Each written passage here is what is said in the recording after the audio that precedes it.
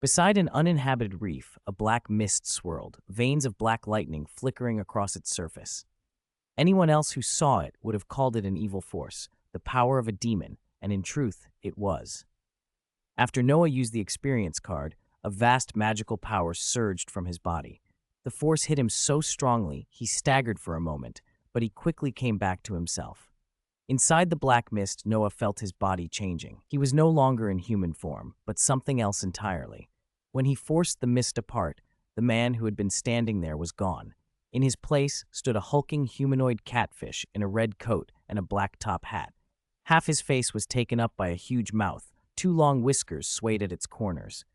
When he grinned, sharp, uneven teeth and a massive tongue were revealed. Noah looked down and found he had no visible neck. His hand was a fat arm with 3 fingers, ringed by a patterned wrist guard. He wiggled those 3 fingers and felt power filling him, deep, ancient magic. He recognized it, the power of Tahm Kench, the River King, a demigod born at the dawn of creation. In the game, Tahm Kench spoke of the world as a river and himself as its king. Now Noah felt the truth of it. He felt tied to the ocean in a way he had never felt to anything before. He wanted to leap into the water and sink beneath the waves. He stretched his hand toward the sea, concentrating the new power. The calm surface buckled as if angered. Waves rose and rolled toward the shore. People on the nearby beach saw the ocean behaving strangely, screamed, and fled, convinced a tsunami was coming. Noah kept shaping the currents. Far out, a gigantic whirlpool formed like a black hole, spinning and sucking the water in. He did it with ease. The motions felt instinctive, not taxing. Tahm Kench's power is indeed mighty, he marveled, letting the sea settle. He turned to Lysandra, who had been with him from the start, and patted his belly, grinning with that monstrous mouth. Most people would have been terrified to see a grinning giant catfish, but Lysandra was an artificial intelligence. She knew it was Noah and remained calm. Noah's current form is not as handsome as his human form, she observed, but I detect extremely high energy reactions. Thanks for the compliment, Noah said, pleased. This form is just for the mission, temporary. But come on, Lysandra, take some pictures. I want to collect them when I get back. Collecting was a compulsion of his. Skins, screenshots, trophies. He wanted a few of himself in this form for his collection. Then a thought crossed his mind. If he dragged the mission out, maybe he could keep Tahm Kench's power longer and do other things first. The system immediately answered him, as if reading his thoughts. Summoner, the power granted by this experience card may only be used for this mission. If actions deviate from the mission scope, the experience card's power will vanish. Nope, Noah muttered, half laughing at the system's no-nonsense reply. He calmed himself. Rushing wasn't necessary. He was improving quickly enough by taking missions steadily. Lysandra, are you ready? I'm going to start taking pictures, he said. Ready, she replied. Noah struck pose after ridiculous pose, teeth bared, tongue out, wide, goofy grins. He imagined printing a few, framing them in a collection room back home. When Lysandra said they had enough, he stowed the idea away and focused. Prepare to go into the sea, he said. Lysandra, hop on my shoulder. I'll take you swimming. Lysandra attached herself to him, part of her chassis reconfigured into a shoulder guard and locked onto his arm. Satisfied she was secure, Noah launched himself into the water. The ocean welcomed him. He didn't swim with his arms. He propelled himself with Tahm Kench's power. The world beneath the waves unrolled before him. Schools of fish, shafts of light, colors he had only ever seen in photos. He dove deeper, the sunlight thinning until darkness crept in. He could see clearly even as the world dimmed. He checked the system's guiding arrow and decided to use Abyssal Voyage. In the game, that ability tunneled ground and emerged elsewhere. In reality, Tahm Kench treated the world as a river he could ride. He summoned the power. A whirlpool opened beneath his feet, and then he felt like he was swimming inside a river. Where the distance was right, he burst out of the water. A whirlpool appeared on the seabed somewhere in the Atlantic, and Noah emerged into pitch-black water. There were no bright corals or bustling shoals here, just desolation. Few lives survived at these depths. Almost there, he said, glancing at the arrow pointing to the vibranium mine ahead.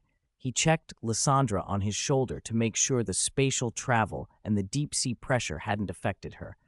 They were on the Atlantic seabed now. Average depths there are over 3,600 meters, pressures humans can't survive. Lysandra, being a robot, was unharmed. Noah himself felt as comfortable as if he were at home. He accelerated toward the mission location. Chapter 22, Talokan, Namor. Not far from the vibranium mine where Noah had arrived, an ancient and secretive underwater realm lay hidden. Though called a kingdom, it felt more like a bustling coastal tribe. People rode on the backs of whales, merchants hawked their wares, and children darted through arches of coral. Miraculously, despite the crushing depth, the whole city glowed with a soft, warm light. At its center rose a massive structure, like a temple anchored to the seabed. Suspended above its roof hung an artificial sun, an invention of Namor, so his people could feel sunlight even beneath the waves. This was Talokan. Beneath that fabricated sun, in the temple's main hall, Namor sat on his throne while soldiers filed in with reports. "Kukulkan, look at this. Our guards found it," said a blue-skinned warrior in Talokan vibranium armor, holding up a high-tech tablet. Namor leaned forward and watched the footage. A recorded feed from monitoring equipment near the mine. The video showed Noah stepping out of the Abyss submarine. Then the feed glitched, plunging to static. Namor's brow tightened. He felt a prickling of unease at the sight of the strange creature in the clip. "Yes," the soldier continued. "Our crew picked it up. An unidentified person approached our vibranium mine, apparently by some kind of teleportation." Namor considered the image a moment. "Issue orders," he said finally. "Assemble a team and take the equipment. I will go to the mine myself. I want to know what that intruder intends." He had the unmistakable sense that this was no ordinary trespasser. Back at the mine, Noah had emerged from the Abyss submarine and swam toward the mission marker.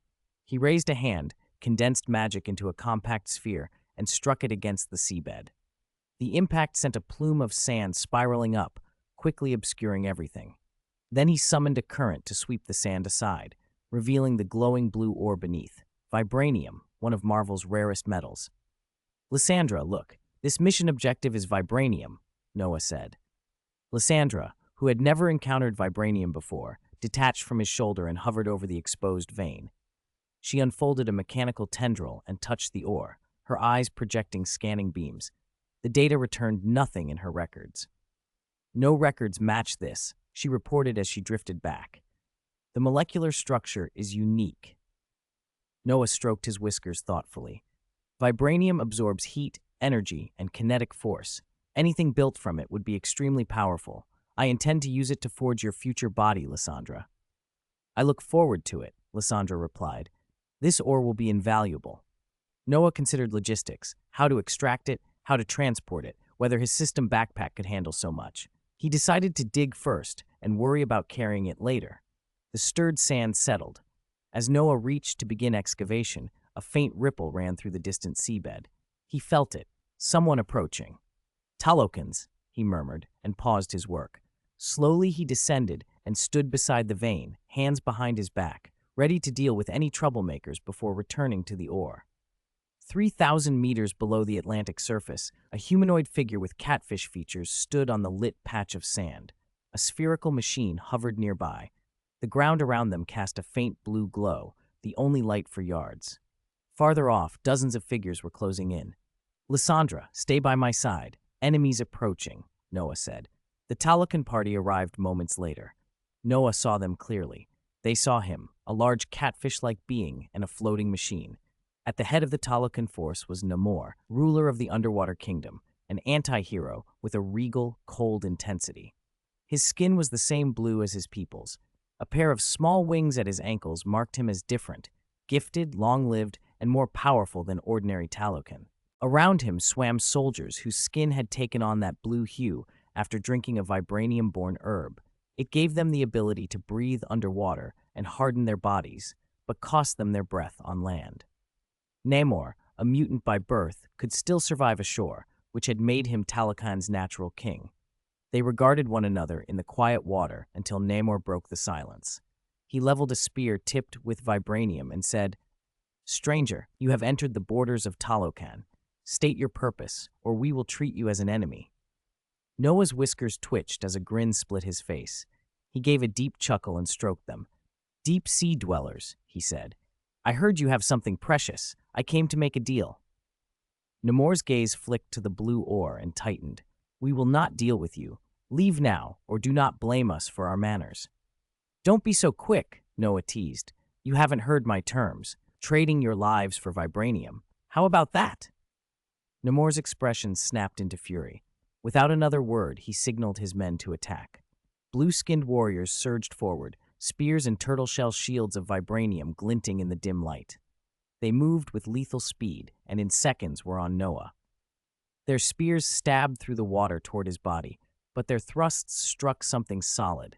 The tips rattled against a pale white barrier that shimmered into being around Noah. The soldiers blinked. The barrier held Tom Kench's thick skin, a magical shield Noah had manifested. It took the blows flatly without a ripple.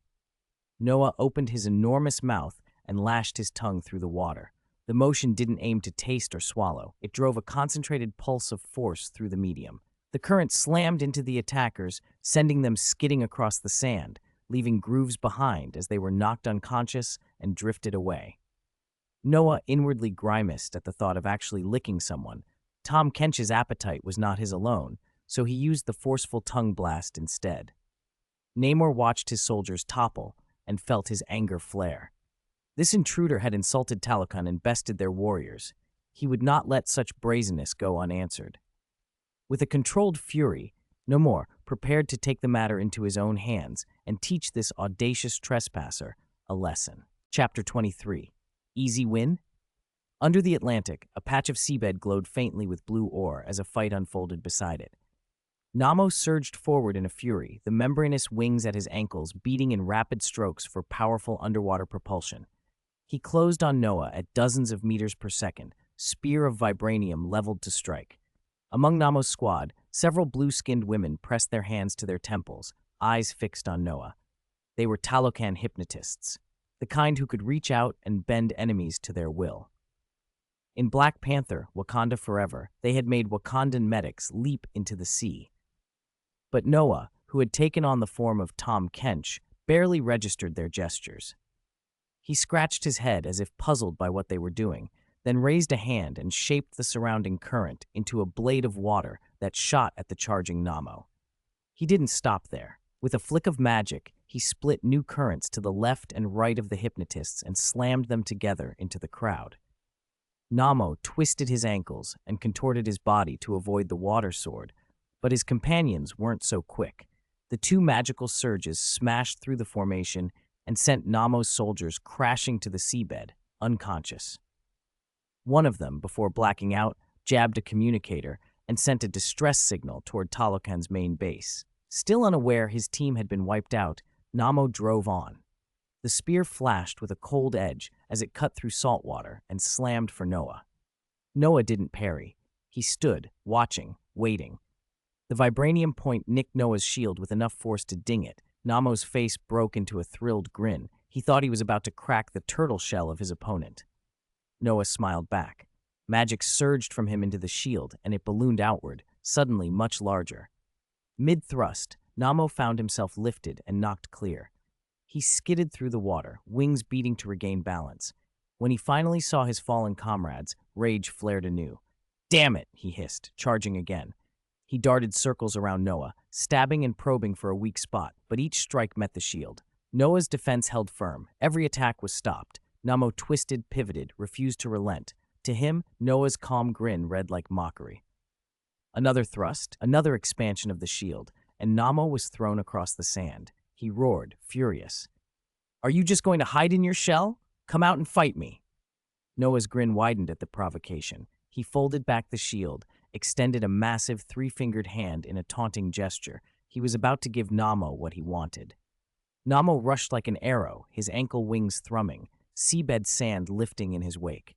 Up close, Noah's Tom Kench form was both thick-skinned and monstrously strong. The magic amplifying him made him dangerous in close quarters. Namo planted both hands on the spear and drove with all his force, aiming to channel every blow into one decisive strike. Just before impact, Noah swung his magic-tinged arm and used a redirection technique to parry the full thrust, changing Namo's momentum. Namo recovered instantly and switched to a downward sweep, slamming his spear through the water. Noah didn't dodge. He braced and blocked with his arm guard. Metal rang on the seabed as impact radiated outward, stirring a cloud of silt. "Hey, little fish man," Noah taunted, pushing. "Aren't you full yet? I can't feel you." Nomo snarled, the small wings at his ankles beating faster. He pushed, leaned, tried to force Noah down, and failed. That arm was immovable, a mountain refusing to budge. Noah seized the spear with one hand, then the other. Namo tried to yank it back, but Noah twisted the weapon and slammed it downward. Namo slammed onto the seabed, sand roiling, yet he still clung to the shaft. Noah swung him one way, then the other, trying to dislodge him. At last, a massive tongue shot from Noah's gaping mouth, whipping through the water and smashing into Namo's head. The impact dazed him, and his grip loosened. He blacked out briefly, and when awareness returned, he let go. Noah treated the vibranium spear like a bat. He swung and struck Namo in the abdomen, sending him flying. The spear landed nearby, wedged in sand.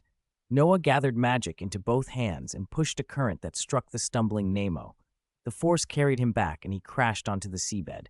Gasping, Nemo hauled himself up, pulled the spear free, and coughed as pain racked him. He felt beaten. Strength, speed, a nearly impenetrable shield, water manipulation. He had no way to match this. Leaning on the spear to steady himself, he watched the line of unconscious soldiers and wondered if he could let this man take Talocan vibranium. Then a large shadow loomed to his left. At first it seemed to swell, then Namo realized it was approaching fast. Reinforcements. Noah, calm as ever, felt a ripple of many weak presences draw near. The Talocan force had heard the distress and was coming. "Kukulkan, everyone, hurry," a voice barked from the rear. A Talocan officer saw Namo struggling and urged the column to speed up. Dozens became hundreds, became thousands, as blue-skinned warriors closed in, each armed with a vibranium spear and shield. Many rode orcas. Others hauled nets full of strange polyhedral devices, the grenades Talocan used in the movie. The army's advance was a curious mix: stealthy technology beneath and primitive, close combat kit above water. Noah watched and amusedly wondered how hidden nations could look high-tech and yet so old-fashioned in their tactics. The approaching troops had a purpose. A few of the earlier hypnotized soldiers had stronger constitutions and Talocan regenerative ability. After a short recovery, they had escaped and rallied reinforcements. Now they returned, ranks filling behind Namo. A swimmer reached Namo, helped him up, and pressed a vial of Talocan healing salve into his hands. The medicine eased the worst of the pain, and Namo straightened. He paddled to the front of his army and faced Noah, who merely stood and waited. "Soldiers," Namo cried. "An unprecedented enemy covets our vibranium. He demands it, and he threatens to kill our people if we refuse. Will we accept that?" "No," the Talocan shouted back in a single furious voice. "Then our answer is war. Talocan rising!" "Talocan rising!" The cry rolled through the water, thousands of throats echoing as the blue tide pressed forward. "Talocan rises!" The cry rolled through the water. At Namo's command, the Talocan soldiers surged forward. Talocan had existed for centuries. Namo trained his troops, but living under the sea with no serious threat for generations had dulled their combat craft.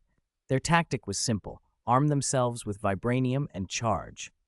The front ranks bore long vibranium spears. Faster units launched polyhedral mines, grenades that whistled through the water toward Noah. Alongside them moved Talocan mind controllers, attempting to disrupt Noah's mind.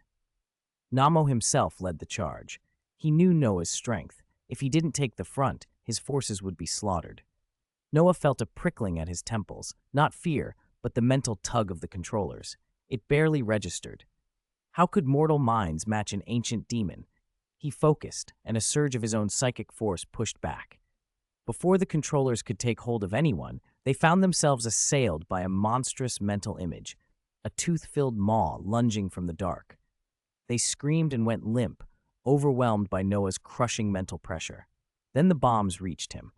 Polyhedral grenades punched through the water and detonated around Noah in a blast that sent a fountain of water and sand bursting from the seabed.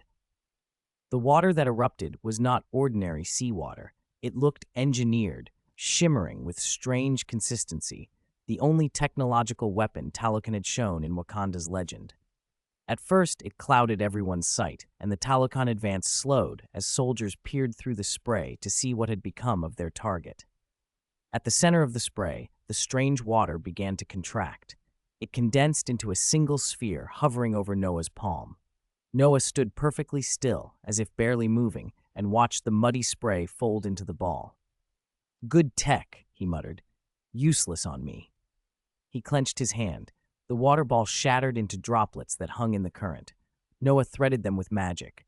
The droplets swelled and warped, then took shape, small merman figures with large heads, compact bodies, 3 pairs of gill-like flaps behind their ears, each brandishing a tiny trident. He had sculpted tidal tricksters out of the bomb water. The mermen surged toward the Talokan lines. The soldiers froze, then raised spears and shields, only to find their vibranium points passing through the watery bodies like through air. The tricksters were immune to physical stabbing. Worse, the little constructs could strike back. One Talokan, who scoffed at the trident's watery appearance, found it phasing through his arm and tearing flesh as it did. Blind panic spread. Their weapons harmed the constructs not at all. The constructs' attacks harmed them. Namo, at the head of the line, was swarmed by 5 of the water mermen. He dodged and slashed. The spear tips simply slid through and out the other side as the water rejoined itself. For a moment, he could only fend off each thrust and bide time. "Use the grenades," he barked to the rear. "Blow them apart." Comrades dove in with nets of spare mines slung beneath their orca mounts. A grenade arced through and struck a merman's torso. The explosion tore it apart momentarily. The scattered water did not reform. For the first time, the grenades defeated Noah's constructs. Cheers rose. The tide seemed to be turning. Noah, hands folded over his enormous belly, he wanted to cross his arms, but his belly and short arms made that impossible, watched amused. He released more magic. The water left from the shattered tricksters mixed with fresh bomb water and began to reshape into larger, more resilient forms. When grenades detonated inside them now, the resulting water only swelled them bigger. Panic returned in full force. Noah smiled. He felt like a player in a 3-dimensional strategy game, moving pieces and watching them tussle. Then he opened Tom Kench's huge mouth. The abyss opened like a cavern. The magical maw sucked up seawater and the fighting tricksters with monstrous hunger, swallowing them into a void that did not seem to end in the catfish's belly. The sea roiled as soldiers and orcas were yanked backward by the suction. Grenades torn from orca harnesses vanished into the mouth, and for a long, terrifying beat, the Talokan believed they would be eaten whole. Then Noah closed the mouth. For a second relief, swept the lines, until he opened it again and expelled everything, spitting out a roaring stream of seawater laced with Tom Kench's magic. The spout coalesced into a 100-meter-tall water Tom Kench, a titanic mirror of the catfish demon, and it leapt forward with Noah's command. The giant's bulk moved with surprising speed, charging through the ranks like an unstoppable engine. Hundreds of soldiers were hurled aside, as if by a battering ram. The colossus swung massive arms. Men and orcas flew across the seabed. Then, by Noah's will, the giant exploded in a spray of concentrated water spheres. The spheres slammed into the crowd, knocking most soldiers unconscious and sending them sinking to the sand. 90% of Talokan's force was out of the fight in seconds. The rest scattered in terrified rout. Nemo stared, shell-shocked. The enemy had been toying with him until now. When it grew serious, Talokan could not stand a single blow. He swallowed a bitter, helpless feeling. This was beyond anything his people could handle. Noah chuckled and stroked his whiskers. He'd only borrowed Tom Kench's power briefly. He lacked full recollection of the demon's repertoire, so he improvised. He could have slain them all with raw magic, but he wasn't a butcher. He'd come for the mine. He had no desire to slaughter an entire people. He let the waves and impacts ebb, drawing back the magic enough that the remaining Talokan were badly wounded but alive. Namo threw down his arms, voice hoarse. "Stop! You win! Take the vibranium! Spare Talokan!" Noah let the last of his barrage fade. "Oh, come to your senses?" he asked with a grin. "I'm feeling generous today." He laughed, amused by his restraint. Talokan medics hurried to tend the injured. Most were breathing. Noah's blows had not been outright fatal. Namo gathered survivors and began triage. Glancing once at Noah, with the complicated look of someone who had been spared by his conqueror. Noah walked to the vibranium vein and scanned it with his mind. On Earth, vibranium came from space. He had read in his previous life about Wakanda's 10,000-ton stockpile. He could not be exact, but this mine rivaled that scale. He began to channel magic, the seawater vibrating as power poured through him. His form swelled. The 2-meter Tom Kench grew into a leviathan hundreds of meters long. Namo, still managing wounded nearby, looked up and for a split second feared Noah would devour them all. The giant catfish simply swam downward and opened its maw over the vein. Noah's mouth closed on the seam. The seabed clouded. When the sand settled, he spat out a single lump of ore, tiny by his new scale, but still massive. He left it on the ground. "This is for you," he said. From his scan, he had seen how much Talokan had actually mined out over the years. Only a few hundred tons taken. He left them a few hundred tons worth in that chunk, enough for their needs for many generations. It was a mocking mercy, but Noah was not cruel. Namo didn't thank him. He simply resumed organizing care for his people, already planning how to explain this defeat when he returned to the city. Noah was letting him live. That was enough. Noah shrank back down to the regular Tom Kench size. He had finished the A-level task, taken the vibranium, and earned the reward. Fortune, he thought. As he prepared to leave, Namo shouted across the turbulent sand, "Who are you truly?" Noah let magic curl around him and answered in a deep Tom Kench voice, "The world is a river, and I am its king. Call me the River King." He opened his hands. Underwater, everyone heard the distant sound of rushing water, impossibly present in the still of the sea. An illusory river poured from behind him and slithered along the seabed. The crowd edged away, bewildered. "The river devours all," Noah said, laughter trailing darkly from his throat. "But your names will not be forgotten today." "Ha ha ha!" He scooped up Lysandra, who had been idle at his side throughout, and leapt into the phantom river. The illusion flowed with them and then faded, leaving only the rumble of water in the minds of those left behind. Talokan exhaled. They were battered. They had lost their vibranium, but they still had their lives. On the seabed, the currents quieted as the River King and his companion vanished into the depths.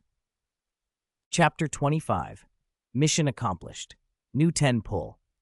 In Noah's Manhattan apartment, a dark spot appeared on the living room floor and began to spread. Water seeped up through the boards until the damp spot swelled into a shallow puddle that looked like river water.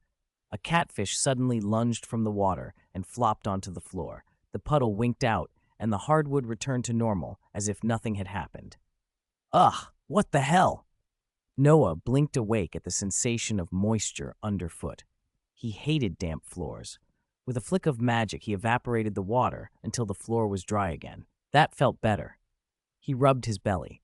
The chunk of vibranium he'd dredged from the seabed was still stored in Tom Kench's stomach. He could feel it, and he could make it come out, but he had to be careful. Spitting out a massive ore in his small apartment would destroy the place. And once the Tom Kench experience card expired, he didn't know whether the vibranium would reappear in the world or vanish. He needed a safe place to store it. He had an idea. Why not the system backpack? He didn't know its limits yet. So far, it had swallowed a lot. Carefully, he manipulated the vibranium through Tom Kench's stomach and directed it into the backpack. Success. The vibranium vanished from his belly, and an icon appeared in the backpack UI, labeled with a weight, 16,136 tons. Noah stared. He clicked the icon and found he could withdraw the metal by weight. He set the withdrawal amount to 100 kilograms and pulled it out. A neat cube of vibranium hovered in his palm. "No way, this little cube's worth $1 billion by itself," Noah whispered. After admiring it for a moment, he put the cube back into the backpack. Now for the task settlement. He opened the system panel and completed the A-level quest. Task completed. Summoner gains 6,000 essence. Magic engine. 6,000 straight off the bat. Noah grinned. That's enough for a 10 pull. And a magic engine? That probably lets you open fragments or something. He decided to try the magic engine first. If it gave nothing useful, at least his luck would still be on hold for the 10 pull. If it gave something good, even better. He activated the magic engine. It glowed and unfolded into fragments. Fragment, Piltover Enforcer Vi. Fragment, Piltover Sheriff Caitlin. Fragment, Bravery Tryndamere. Fragment, Misfortune. French Royal. Nope, not amazing. Noah frowned. Vi and Caitlin were common Piltover mortal archetypes, useful as synthesis material but not prime summons. The two skins weren't anything special either.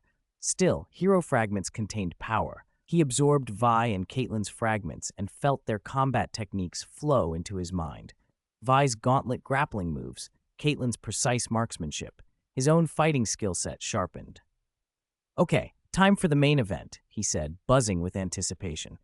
The brief memory surge from the fragments left his head fuzzy, but the 10 pull made him wide awake again. He opened the summoning interface. With his previous 2,500 essence, plus the 6,000 from the task, he had 8,500 essence, more than enough for a 10 pull and still likely to leave him with some residue afterward, but he forced himself to ignore future pulls and focus on this one. He hit summon. Lights and orbs swirled in the familiar sequence. Noah watched the orbs break apart one by one. A shaft of brilliant light struck him, a sign of a high-rarity pull, and a flood of memory hit him. Piltover, academy days, vanished parents, a restless adolescent chasing discovery. These were Ezreal's memories. When Noah came back to himself, he found a bronze gauntlet fitted to his left hand, a bright gem set into its center. This is Ezreal's gauntlet. The gauntlet's uses materialized in his mind. The summon had been Explorer Ezreal, the one players joked Riot favored. More than that, the gauntlet itself was an ascended artifact, a Shurima relic rumored to have belonged to the tyrant Nizuk. Ezreal's power came not just from his talent but from this device. Noah channeled a little magic into the bronze gauntlet. It thrummed with energy. He could feel Arcane Shot, an unstable Seeker Orb, and most importantly, Arcane Shift, an instant blink that moved the wearer hundreds of meters in a flash. The ultimate packed a huge energy discharge after charging. The gauntlet even mimicked a short-range teleport stronger than a standard flash, with a far shorter cooldown. Not bad at all, Noah said. Ezreal might be a mortal-class hero, but landing an ascended weapon like that was a big gain. Noah's own magic would only grow as he summoned more heroes. He checked the remaining 9 items from the 10 pull. Health Potion 2, Control Ward, Kirchai's Shard, Long Sword, Mana Potion 3, Special Building, Hextech Lab, Blasting Wand, Health Potion Zank 2, Dagger. Potions come in stacks now? And so much equipment. Noah blinked. In earlier pulls, potions came one at a time. Maybe his luck had improved, or the system had been updated. The longsword's yellow-orange arrow marker showed it as a synthesis component for things like the electrocution blade. The blasting wand was also a building block for legendary equipment. He couldn't synthesize those items yet, but equipment slots were better than nothing. The special building card caught his eye. He opened it. Hextech Lab. Can be used to construct a Hextech Lab at your location. A high-tech Piltover facility, Heimerdinger's workshop, capable of producing advanced devices. Perfect timing. When it came time to sell his vibranium, he planned to build a base. This card would let him place the lab and make use of Heimerdinger's memories he'd absorbed. My luck's good today, Noah said, and reached for the unopened treasure chest that came with the 10 pull. He decided to press his advantage. He opened the chest, gained 2,000 essence, gained Crimson Crystal. 2,000 essence and a Crimson Crystal, that brings me to 4,500 essence. Noah checked his totals and smiled. I'll hit 6,000 again soon. He equipped the Crimson Crystal into his equipment slot. It gave a modest buff to his body. Nothing dramatic, since the Resolve rune had already beefed him up a lot. Now, the big question. How to sell the vibranium? Noah sat back and started to form a plan. Chapter 26. Trade Vibranium. Rich and spicy. Noah's plan for dealing with the vibranium was simple. Go to S.H.I.E.L.D. and get Nick Fury to handle it. S.H.I.E.L.D. had the connections and the budget. Selling the metal to them would be the easiest route. He asked Lysandra to call Agent Coulson. Okay, Noah. Lysandra flew to his side and made the call. At S.H.I.E.L.D., Coulson was organizing mission files when his phone rang. Seeing Noah's name, he answered immediately. Noah, do you need something? Yes, Coulson. I need a favor. Can you put me through to Director Fury? You want to talk to Director Fury? Is it something urgent? Coulson asked, curious. It's about the future, Noah said. That was all it took. Coulson didn't waste time. He walked to Fury's office, knocked once, then opened the door and went in without waiting for a reply. Fury looked up from his desk. "Coulson, what is it?" "Director, Noah's on the line. He says he wants to talk about something regarding the future." Coulson held the phone up. "Give it here." Fury took the phone, his interest piqued. Since learning there might be a mole inside S-Shield, he'd been on edge. Any hint about future events grabbed his attention. "Noah, have you seen the future? Anything to do with that mysterious organization?" Fury asked. "Not yet. First, do me a favor and listen." Noah stalled on the revelation. He wanted to sweeten the deal before dropping a bomb. "All right, tell me what you need." Fury's curiosity about Noah's request to speak with him only grew. "Have you heard of vibranium?" "I have some, and I want S-Shield to convert it into cash." Fury's eyes narrowed. Vibranium was one of the rarest, most valuable materials. Howard Stark had used it in Captain America's shield. S-Shield had been chasing it for years and had very little. If Noah truly had vibranium, that was big. How much?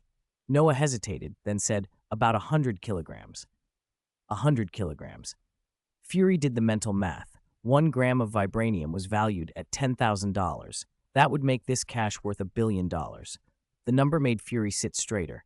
Either Noah or whatever organization was behind him had enormous resources. "Fine," Fury said after a beat. "S-Shield will buy your 100 kilograms at market price, $10,000 per gram." It was the safest place for the material to be.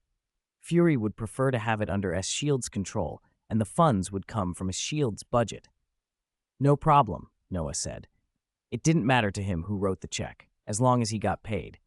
"Coulson, you handle the transaction," Fury instructed, adding precautions to guard against internal leaks. Coulson nodded. "Understood, Director." Coulson gathered what he needed and headed to Noah's apartment. Fury returned to the call with Noah after Coulson left. "Okay, you got the deal. Now tell me about the future. What did you see?" Noah leaned back. "I saw a man." "A man?" "Captain America. I saw him. Someone found him under the ice in the Arctic." "Captain America? Steve Rogers?" Fury asked, incredulous. "Yes, he was under the ice." Noah wasn't certain of the exact location. It seemed to be a glacier near Alaska. Fury processed the information. "Anything else related to what you mentioned before?" "Not yet." Noah shrugged. "Besides, if something big happens, couldn't you just call your secret weapon back? Wouldn't that solve it?" Fury's expression darkened. "Some things we need to accomplish ourselves to stay on the right path."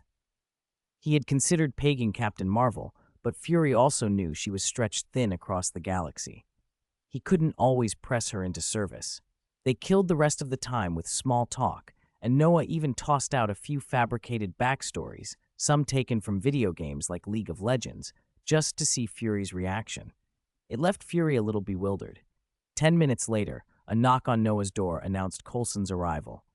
"Coulson, good afternoon." Noah opened the door.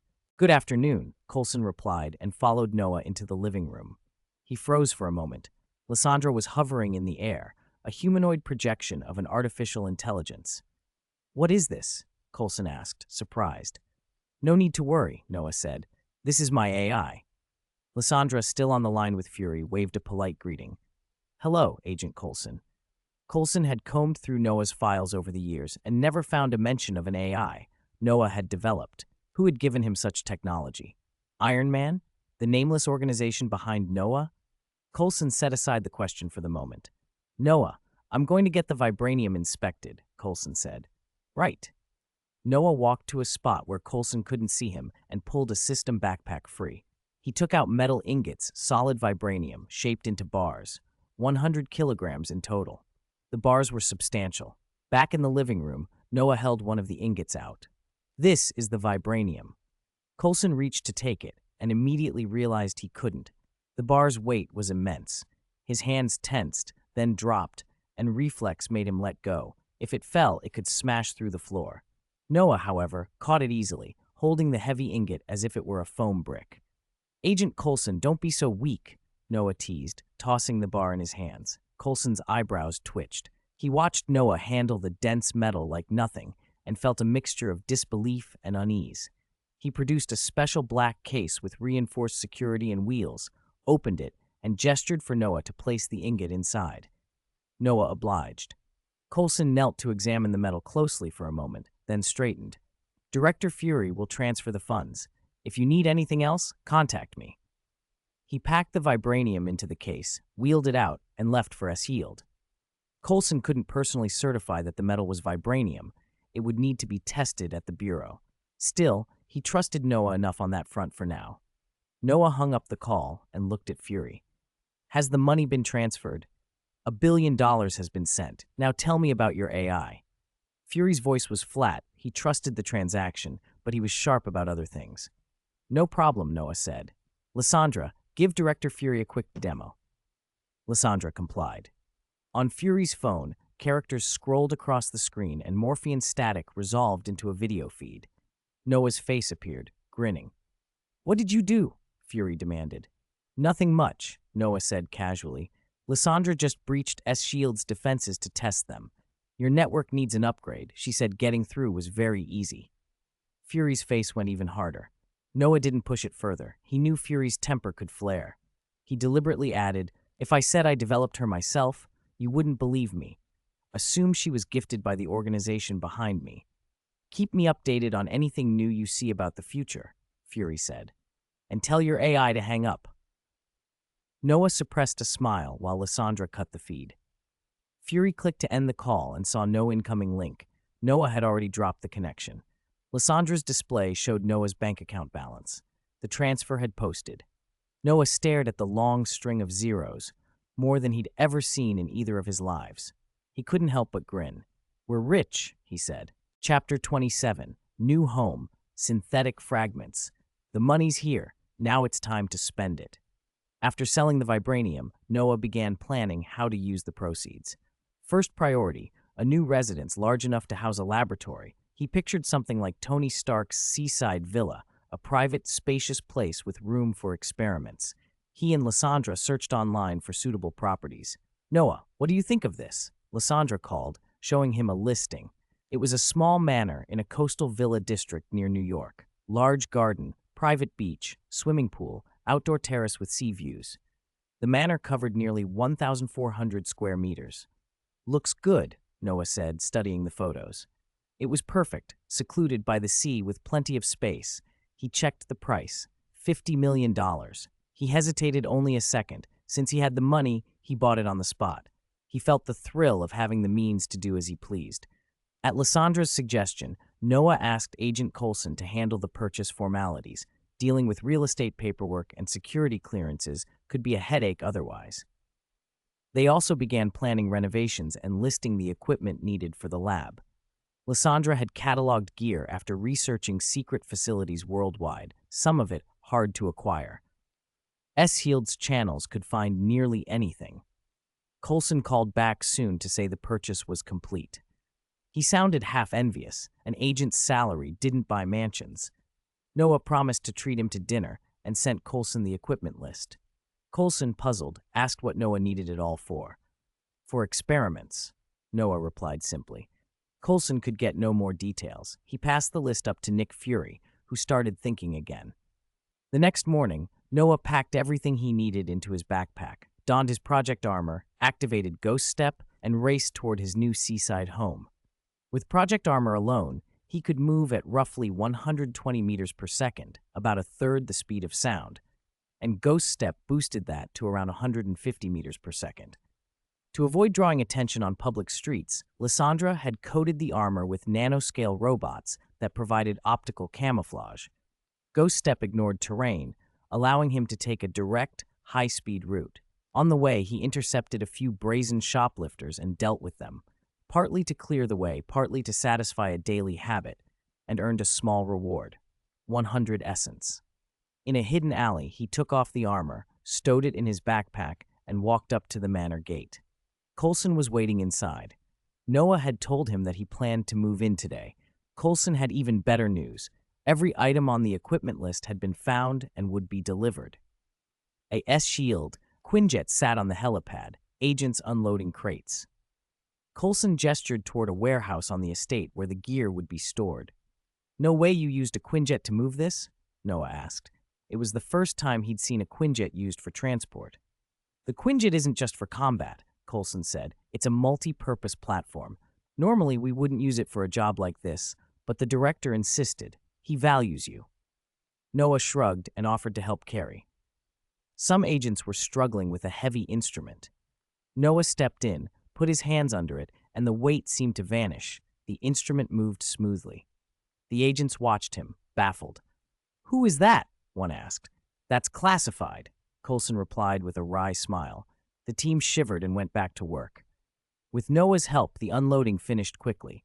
Coulson handed him the keys and the closing documents, then the agents left. Noah stared at the villa, grinning. It felt like a different life.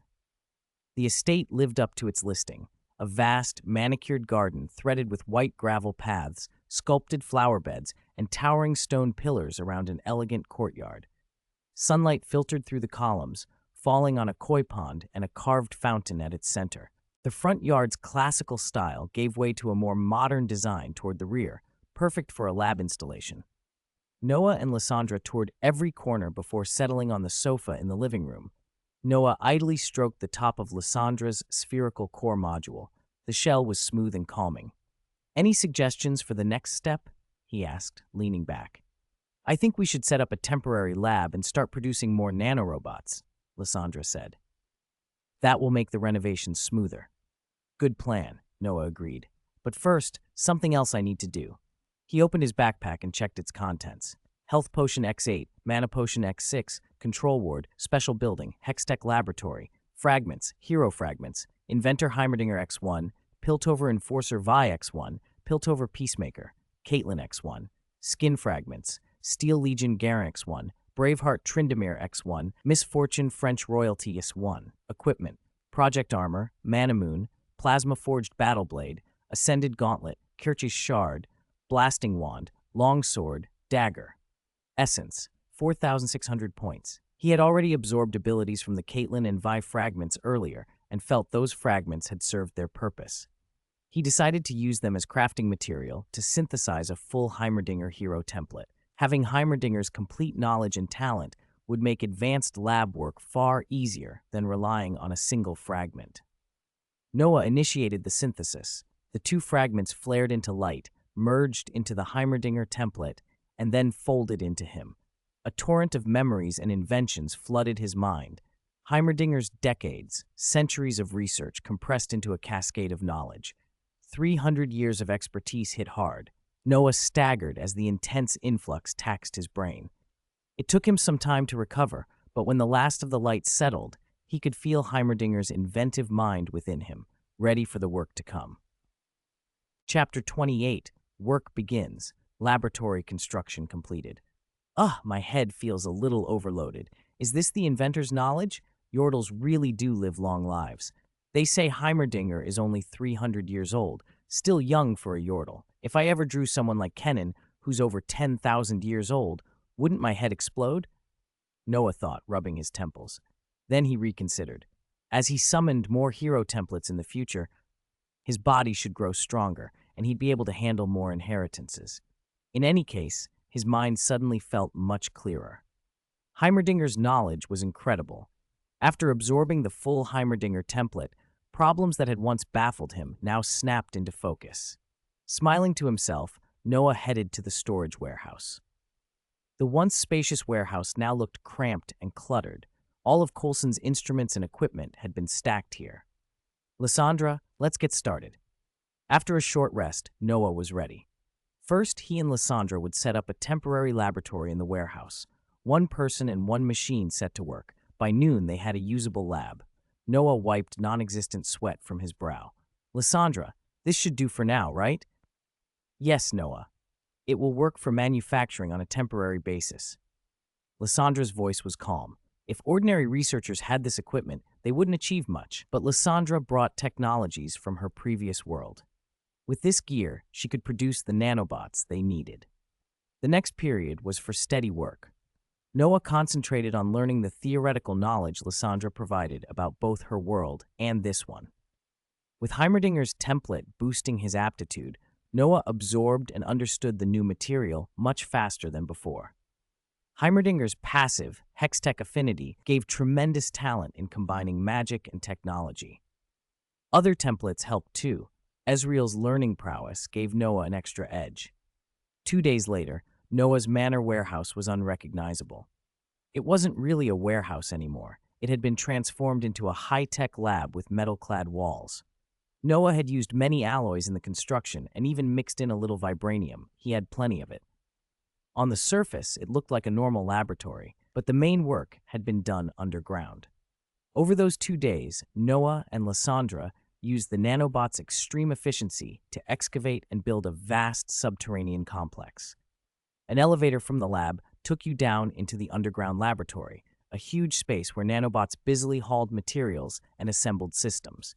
Had it not been for those bots, such a transformation in just 48 hours would have been impossible. At Noah's suggestion, the nanobots were styled to resemble the Project Blitzcrank's skin, a detail Noah found amusing.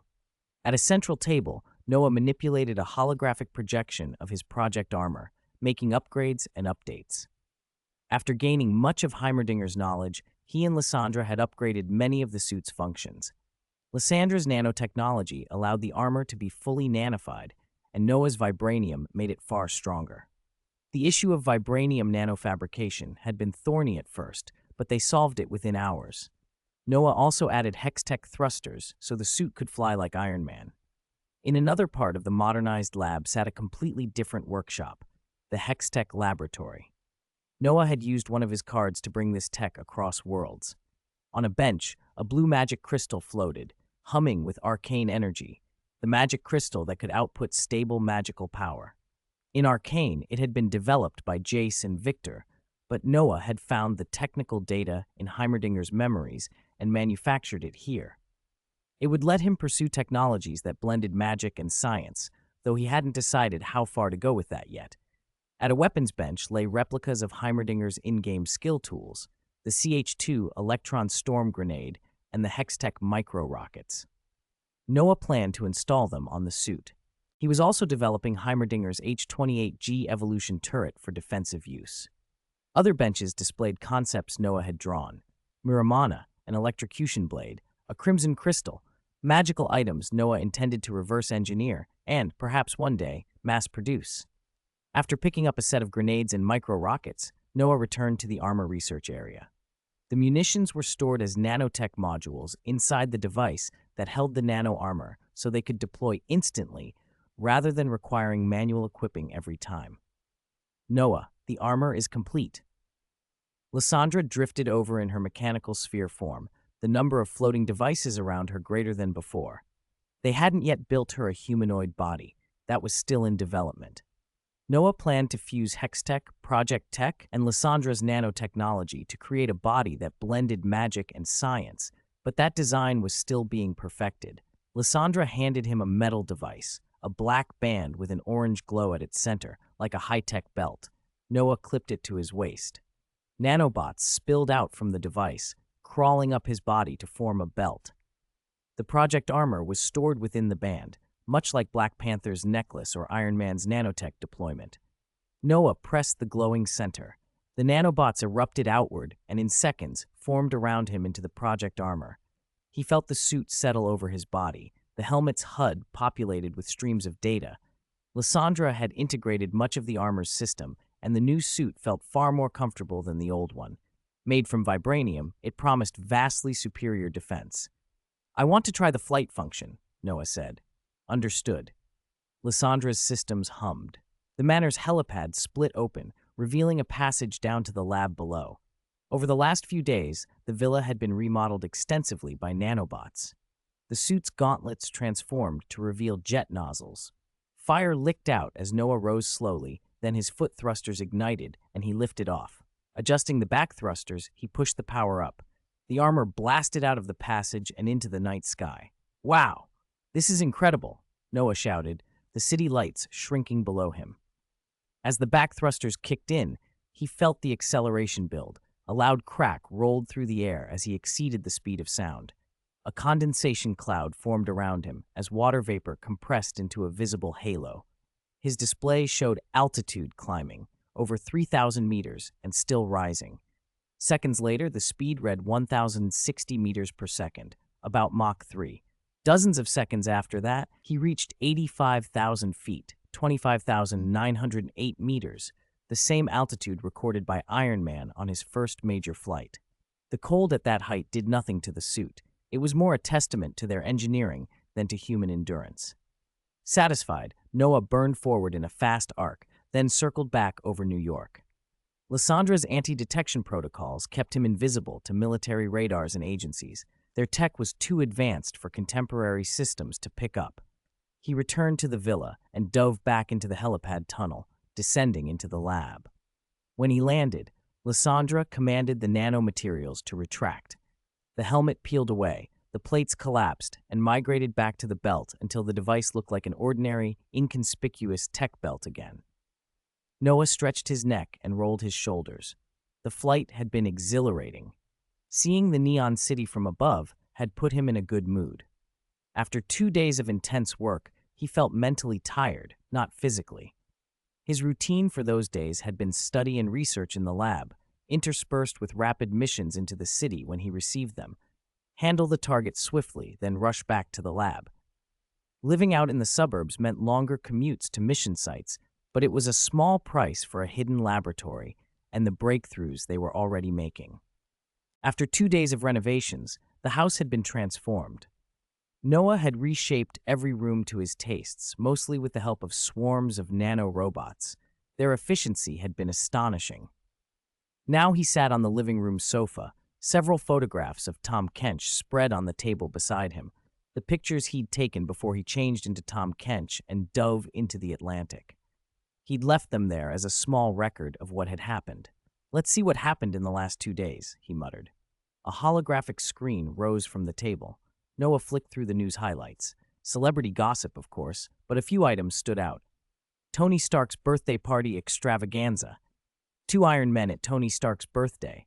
Justin Hammer to showcase new combat robots at Stark Expo. Meteorite lands in New Mexico. Noah's brows knit. The timeline was beginning to line up with what he remembered. This was the end of Iron Man 2. Today, Fury should have handed Tony his father's relics. Tomorrow would bring the new element and the fight with Ivan Vanko. The meteorite news made him wonder about Thor's storyline, but he decided to finish the Iron Man thread first. He shut off the projection and reached for the late-night meal Lysandra had made, a large bowl of jjajangmyeon. He'd told her he wanted Chinese food, and with an AI's learning curve, she'd picked up the recipe instantly. He slurped the noodles and smiled. "Delicious," he said aloud. He mapped out the next day in his head. He was supposed to go to the Stark Expo with Peter and Ned. He'd stick to that plan, check the mission refresh, take whatever objectives appeared, and handle them. Tonight, he would rest. The last 2 days had been a mental marathon. He hadn't really slept, and his head felt squeezed dry of thoughts. A notification chimed. Lysandra was forwarding a call. The screen showed Peter Parker's name. Noah accepted. "Good evening, Noah," Peter's voice said. "Evening, Peter. You calling about tomorrow?" "Have you forgotten we're going to the Stark Expo?" "No," Noah replied, suppressing a smile. "Have you and Ned picked a meeting point?" "How about the exhibition entrance? Say noon?" "No problem." "All right, see you tomorrow." Peter hung up. Noah powered down for the night. By noon, Tony Stark's beach villa still bore the signs of last night's excess. Scorched ceiling tiles, a living room in shambles. Nick Fury and Tony sat facing each other, agents posted on the balcony. Fury was talking about the arc reactor. Tony was arguing about it. "That thing in your chest is built on unfinished tech," Fury said. "No, it's finished. It just wasn't efficient. Until I..." Tony snapped back. Fury listened and smiled, then talked about Howard Stark's vision for the reactor. When Tony probed further, Fury told him about Ivan Vanko and Vanko's father. Tony's skepticism hardened. "So you're saying only I could finish my father's work?" Tony asked. "Your father thought the future might lie with you," Fury replied, watching him closely. Tony scoffed. He had always felt his father had been cold and distant, not someone to put all his trust in a son. Fury's words didn't fit that image. "Not likely," Tony said flatly. Fury lifted a glass of water and set the conversation down, then revealed something more concrete. Howard Stark had been involved in the founding of S.H.I.E.L.D. At that moment, 2 agents carried in a large silver case. Natasha Romanoff and Agent Coulson approached. Fury checked his watch. Natasha will stay undercover at Stark Industries, he told Tony. You remember Agent Coulson? He gave a curt nod toward Coulson. We're cutting your external communications. You're isolated for now. Good luck. Tony looked at Natasha. She gave him a look, then turned and left with fury. Coulson stayed behind, smiling too broadly for it to be reassuring. Director Fury told us to prevent you from leaving by any means necessary, Coulson said. If you try anything, I'll stun you and tape you to the couch. He grinned. Consider yourself watched. Tony was left with the silver case. He opened it, studied Howard's notes and models, and took home a small, intricate map model that Howard had left behind. Across town at a military demonstration, Justin Hammer was showing off new weapons. Rhodes listened impassively as Hammer hyped some ridiculous gimmicks, then unveiled his trump card in a joking moment. Do you want it or not? Hammer demanded later, frustrated by Rhodes's unreadable face. I'll take it, Rhodes said. You want them all? Hammer blinked, stunned. Rhodes's decision meant Hammer would need to heavily modify the tech. He eyed the silver Iron Man suit on display, the suit Rhodes had worn at Tony's party. The suit's presence here was a reminder of everything tangled between Stark and Hammer. Back at Stark Industries, Pepper Potts was in a foul mood, juggling the fallout of Tony's public messes. Tony had a brief, fraught moment in her office before heading to the lab with Howard's model. There, as he examined the projection embedded in the model, he found it. Measurements and notes for a new element, something that could replace palladium in his reactor. Tony felt something like gratitude and grief all at once. He began building a small particle accelerator and synthesizing the element. Coulson came by to bid a mocking farewell, another mission to attend to, while Jarvis monitored the process. Congratulations, sir. You have synthesized the new element, Jarvis said. Tony carefully picked up a glowing sample with tweezers. The element pulsed blue. He fitted it into a newly constructed arc reactor and waited. The reactor accepted it. Then an anonymous call came through. Tony thought it might be Coulson, but the voice on the line was familiar in a different way. Coarse, angry. Tony, are you all right? The voice asked. Ivan Vanko. Tony's mind flicked through the explosion at the prison. Vanko's charred body. How was he calling? Jarvis locked onto the call's source and began triangulating, but before a precise location was revealed, the line went dead. All Jarvis could isolate was Manhattan and its immediate environs. Tony's eyes settled on a screen showing Justin Hammer. The pieces snapped together. Hammer had been at the racetrack. Someone had probably pulled strings for Vanko. There was no time to argue with Jarvis. Tony slammed the new reactor into his chest and brought the suit online. The palladium poisoning symptoms eased as the new element stabilized the reactor. The arc lamp in his chest glowed brighter than ever. The suite booted. Tony flexed, a grin on his face. Smells like coconut, he said, an old, absurd line that surfaced like a nervous joke as the reactor hummed steady. Time to wake up, Noah. Lyssandra's voice nudged him. Noah opened his eyes to daylight and a surprising ease. He'd slept until noon. The last 2 days of nonstop work had finally caught up to him. Even with the resolve rune dulling his need for rest, his brain had needed a real recharge. After a quick wash and lunch, he prepared for the expo. It was nearly time to meet Peter. Before leaving, he set a control ward in the main hall. He'd been so busy with the lab and renovations that he'd neglected to secure the place properly. Unlike reconnaissance wards, control wards could persist indefinitely, and he preferred to have one in place. He made a mental note to buy a vehicle. Flying in his suit all the time was fine in emergencies, but it felt odd for ordinary errands. Noah sensed his old ward's location. That greeted Lysandra through their link and teleported back to it. He left Lyssandra's main presence behind. She still had lab work to finish. She could, however, contact him through the belt he wore. If necessary, she could use the nano-robots in the belt to construct a body and materialize at his side. Noah blinked into existence in the living room of his old house. A beam of light, a brief jolt, and he was back where he'd lived for more than a decade. He stood for a moment, taking in the familiar sight and feeling a wave of nostalgia.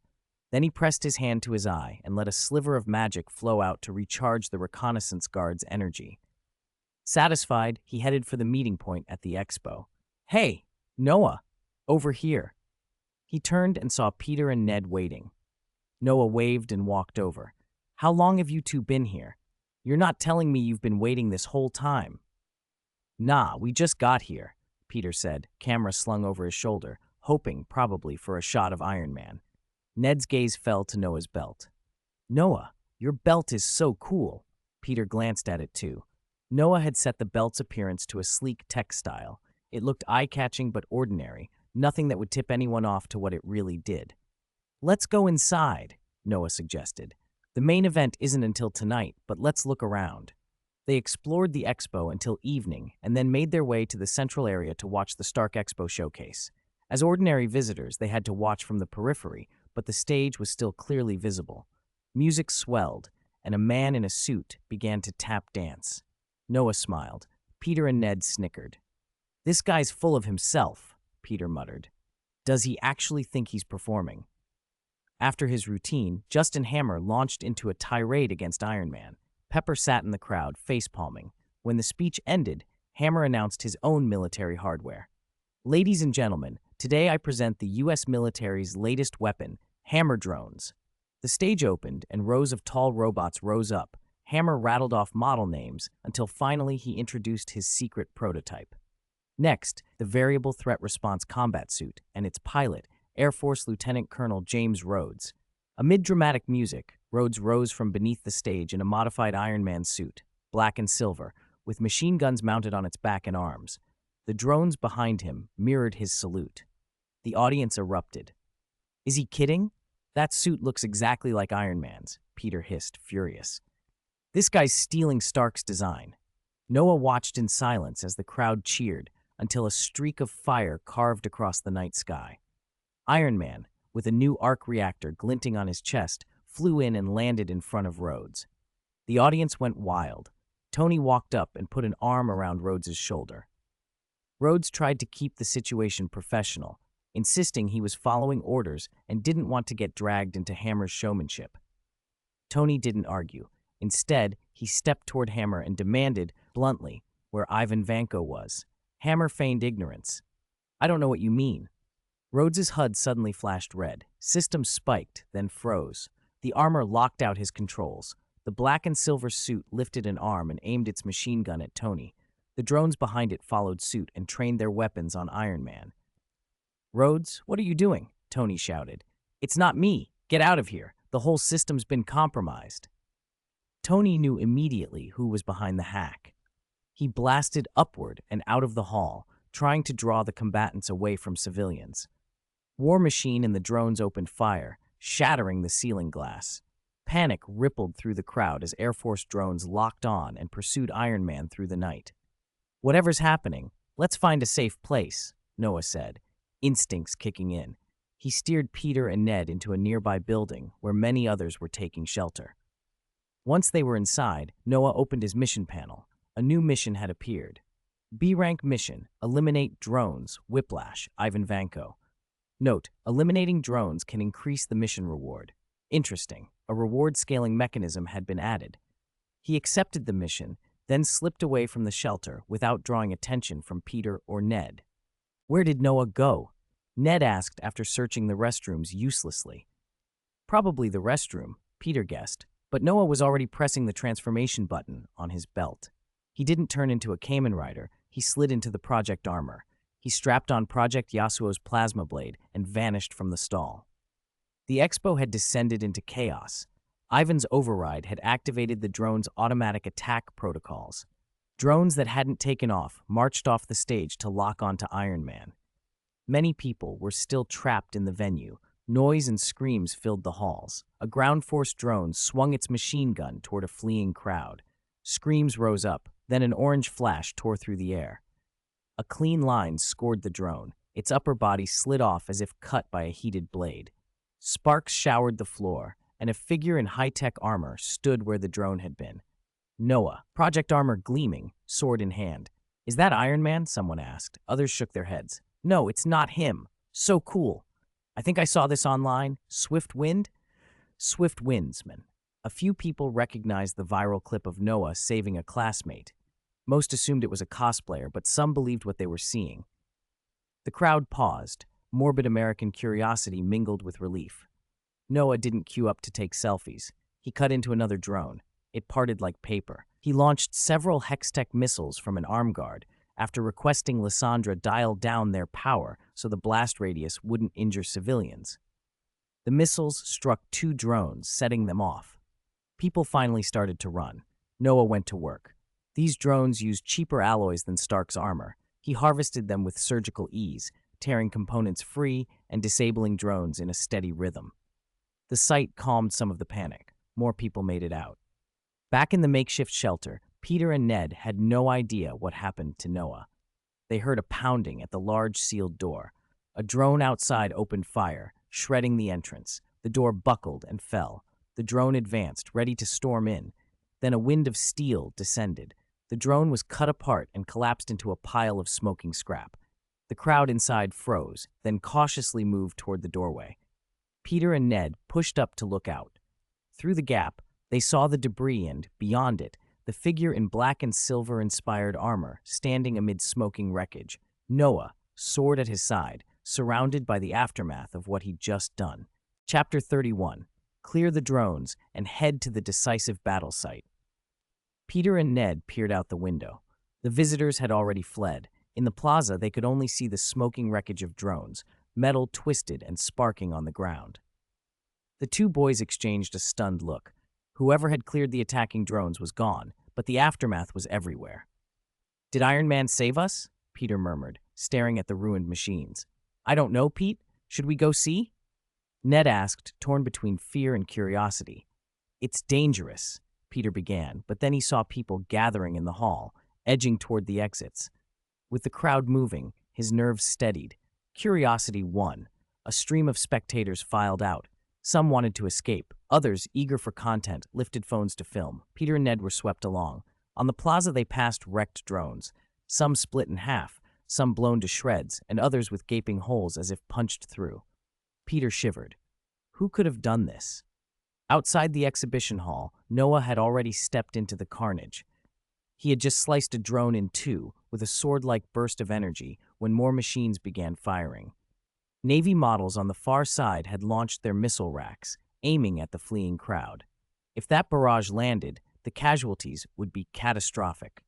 Noah's hands glowed as magic surged through the Source Project armor, feeding into the wind element it could conjure. He raised his palm, and a wall of wind dozens of meters long rose up, absorbing each incoming missile and sweeping the explosives harmlessly skyward. "What the f—" Tony Stark said as he zipped through the air, narrowly missing a cluster of missiles that had been blasted upward. He banked to see the wind wall, then the armored figure standing behind it, an unfamiliar suit, sleeker and different from his own. Tony hovered, curious and irritated. "Okay, what's that? And who are you?" No answer came. The question barely registered before a fresh pack of drones dove in from behind and began spraying Tony with gunfire. He dove and twisted to avoid the hail, abandoning questions in favor of survival as the chase resumed. Meanwhile, in Hammer Industries, Ivan Vanko scowled at the monitors. He had been at the controls, piloting swarms of drones when their numbers suddenly began to drop. He watched as targets vanished from his display and suspected Iron Man had deployed some countermeasure. Footsteps and muffled shouts came from the corridor. Someone was coming for him. Ivan fed a final string of commands to the network, bringing the remaining drones to full flight mode, then hurried to don his modified suit, an upgraded, more Iron Man-like version of his whip armor. He intended to take the fight to Stark in person. A few minutes later, the door to the control room burst open. Black Widow slipped in, guns raised, with Happy Hogan close behind. The room was empty, save for 2 security guards hanging from the ceiling and a still-running console. Whoever had manned the control center had escaped. Natasha moved to the computer and began typing. With Vanko gone, her priorities shifted. She had to bring Rhodes back online. Across town, Tony in the War Machine armor came down hard in an ecological park, crashing through an artificial stream and sending water flying. Rhodes, under the armor's control, staggered to his feet and threw a punch at the already exhausted Stark. The 2 men grappled and traded blows until Tony finally forced Rhodes to the ground and shut the suit down. The armor went limp. Rhodes lay in the shallow water, breathing hard. Tony barely had time to catch his breath before a comms channel popped up on his HUD. "Your good buddy is back," Natasha's voice said dryly. "Thanks, Agent Romanoff," Tony replied, keeping his tone light even as adrenaline thudded in his chest. "Vitals look better," Natasha added. "You won't die today." Tony smirked. "Well, that's encouraging." Unknown to Tony, Pepper was watching the same channel back at Stark Industries. Her expression hardened at his flippant reply. Tony scrambled to steer the conversation. Okay, my fault. Are you safe?" "I'm safe," Pepper said. "There's someone else here in armor. Is that one of your prototypes?" Tony tried to answer when Natasha's voice cut in. "Stark, stop chatting. Enemies approaching." Natasha's screen showed dozens of radar blips converging on Tony's position. The remaining hammer drones were homing in. Tony promised Pepper he'd explain later, then focused on getting Rhodes awake and stable. Natasha, watching the radar, frowned as the blips began to vanish one by one from the display. She tapped the console, confused by telemetry disappearing without explanation. Back at the exhibition, Noah watched Iron Man streak across the sky and smiled at the flight of missiles his wind barrier had sent upward. He called Lysandra, the armor's onboard AI, to lock on to new targets. A tone sounded in his ear. "Noah," Lysandra said, "all remaining drones have switched to flight mode and are ascending. They are converging on Iron Man, Tony Stark." "That's fine," Noah replied. "It saves me the trouble of hunting them down one by one."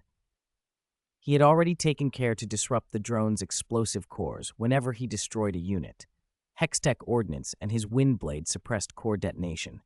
He didn't have a scientific explanation beyond Hextech and magic, but it worked.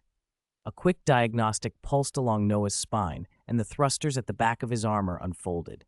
He crouched and fired into the sky. The gusts tossed the gathered crowd below, people waving and coughing as they watched Noah streak upward. In the cloud-freckled sky, Noah accelerated, closing on the last wave of drones. He extended his gauntleted hand and gathered magic into a focused beam that punched through the lead drone, sending it spiraling powerless toward the earth. He followed with more blasts until the drones retaliated with a fusillade. Noah twisted and dodged like a fighter pilot under heavy fire, then drew his blade. Magic condensed along the edge, and he swung, releasing a roaring wind slash that shredded the armor plating from several drones. Junk and sparks rained from above. "Lysandra, lock Tony Stark's current coordinates," Noah ordered. "Locating. Complete. Coordinates marked," the AI replied instantly. Noah pushed toward the new waypoint, taking out intercepting drones as he went. He reached for a device he had recently acquired, the Kirchheis shard, a component meant for an electrocution blade. He slid the orange-yellow shard into a slot that opened in his right vambrace. The gauntlet sealed around it, integrating the shard into his suit. Noah aimed and fired. Yellow lightning arced from his arm, striking drones in midair. Bolts jumped from one machine to another, and more drones dropped out of the sky. With the interceptors down, Noah locked on to the ecological park where Tony had crashed and rode the updraft toward the decisive fight. Chapter 32, Level 18, 6 Gods, Beating Level 1, Dorn's Sword. Tony and Rhodes had just finished teaming up to take out a wave of drones. Tony holstered his hand cannon and Rhodes let his machine gun cool. Because so many of the drones had already been downed by Noah, Tony hadn't even bothered with his laser beam. "Done?" Rhodes asked, joining Tony and looking over the wreckage. He'd had a rough night. Someone had remotely controlled him to spray bullets everywhere, and Tony had given him a beating afterward. "Maybe," Tony shrugged. He wasn't fooled. Ivan Vanko hadn't shown himself yet. This wouldn't be over so easily. "Okay, let's head back to the expo then." Bang! Bang, bang! Several objects fell from the sky and crashed onto the ecological park's grass. Tony and Rhodes looked up. At first it seemed like more drone wreckage, until a figure in a different kind of Iron Man suit drifted down. The suit was all black with scattered orange accents, sleek and form-fitting rather than bulky armor. Noah stood there, hands at his sides, looking at Tony and Rhodes. For a moment the 6 helmeted eyes locked, and a hush fell. Noah appeared relaxed. Tony and Rhodes were wary. "Tony, another drone's heading your way." "This one's different," Natasha warned over the comms. "Agent Romanoff, next time tell me sooner," Tony muttered, thinking she meant Noah. Before Natasha could ask what he meant, a much bulkier mech descended, kneeling the grass with its downwash. Its faceplate opened to reveal Ivan Vanko. "Feels good to be back, Tony," he sneered, his weathered face mocking them. "Let me handle him," Rhodes said, stepping forward. "I've got a secret weapon, my ex-wife." A turret rose from his shoulder. A missile's tail spat flame. Noah watched with dry amusement. Ivan didn't blink. Rhodes fired. The missile streaked toward Ivan's chest, struck his armor with a metallic clang, then dropped like a dud into a puddle, spitting sparks. Silence. Rhodes swore under his breath. Hammer Industries' work embarrassed him. Tony raised an eyebrow. Ivan smirked. This outcome was expected. Either Hammer's missile wouldn't detonate at point-blank range, or Ivan had tampered with it. He scanned Noah's suit and turned his contempt onto the swordsman. "You destroyed my drones, didn't you? Then all of you die here today." "Go back to prison, Ivan," Tony snapped, not wanting to waste words. He raised a shoulder turret and fired a volley of mini-missiles. Ivan closed his faceplate, shrugged off the blasts, and lashed out with electric whips. Tony and Rhodes dove. Rhodes's dual shoulder guns sprayed fire, but one was cut off as a whip sliced through it. Ivan wrapped a whip around Tony's waist, yanked him down, and slammed him into the ground. Rhodes tried to provide cover. Ivan hooked another whip around Rhodes's neck and threw him aside with an iron fist. Noah had been watching, AFK in his own mind. To him, these early-game villains were weak. With the speed and strength he had now, they were too easy. He'd been enjoying the show, like watching a movie, until Tony's shout broke his reverie. "Hey, you over there, whose side are you on? If you're with me, stop standing there watching the show." Tony barked. Noah moved. He drew his plasma-forged battle blade and swung twice. Two slicing wind blades shot out and severed the electric whips that bound Tony and Rhodes. The whips clattered to the ground. Ivan stumbled from the sudden loss of the holds. Tony and Rhodes scrambled to their feet. "All right, it's the three of us against you, you scruffy Western cowboy," Tony taunted as he steadied himself. "Drop your whips and surrender." "I'll shut your mouth forever, Tony Stark." Ivan snarled and lunged forward. A crack of lightning sliced past Tony and struck Ivan squarely in the chest. The impact staggered him back. Tony turned and saw Noah lowering his hand. "Whoa, that's kinda cool," Tony breathed. Noah tossed a few Hextech grenades next. Ivan barely had time to react before they detonated in midair, unleashing a web of electricity that wrapped him in a sparking net. He convulsed as the grenade's currents grabbed him. Noah was testing new hardware. He'd rather do that than end the fight in 2 hits. Noah crouched and blurred, an afterimage, and in the next instant, he was where Ivan had been, delivering a follow-through punch so powerful it sent Vanko flying into the park's rockery. When Ivan staggered up, the left side of his chest armor was crumpled, the plate shattered by Noah's single blow. Ivan felt as if several ribs had been broken. Such speed, such terrifying power, Tony and Rhodes exchanged a look. Even they hadn't seen that coming. Noah raised his palm, a glow built in his gauntlet as he channeled magic into it. The light became blinding, then he released it. A searing beam tore through Ivan Vanko's torso, punching through armor and flesh. Ivan didn't have time for last words. The beam continued, carving a fissure across the ground that ran tens of meters behind him and only ended near the ecological park's edge. Tony and Rhodes stood in stunned silence. Before Tony could demand who Noah was, the power cores of the drones they'd disabled began flashing red. "Those drones are gonna blow," Rhodes said, eyes on the blinking cores. "We need to get out. Now." "Pepper." Tony's mind leapt to the expo. Pepper was still inside. He rocketed into the sky and flew toward the entrance. Noah shrugged and activated his thrusters as well. In truth, Noah had already rendered the cores inert. He didn't want to stick around. Explosions rocked the ecological park after they left. The place had taken a heavy hit. At the expo entrance, no explosion had occurred. Pepper stood there, watching Tony land. She ran forward and hugged him, then shoved him away, half angry, half relieved. Tony, awkward and unsure where to put his hands, wrapped her in a kiss to calm things. They rose up to a rooftop to talk, and after a while, kissed again. Tony found it oddly different, intense in a way he couldn't explain. "Seems a little weird?" he asked after they broke apart. "I don't think so," Pepper said. "Then let's do it again." A voice nearby cut through them. "I think it's very strange.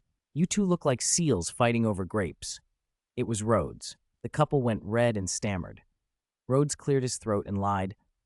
Car trouble. Had to wear this suit a little longer. Tony smirked.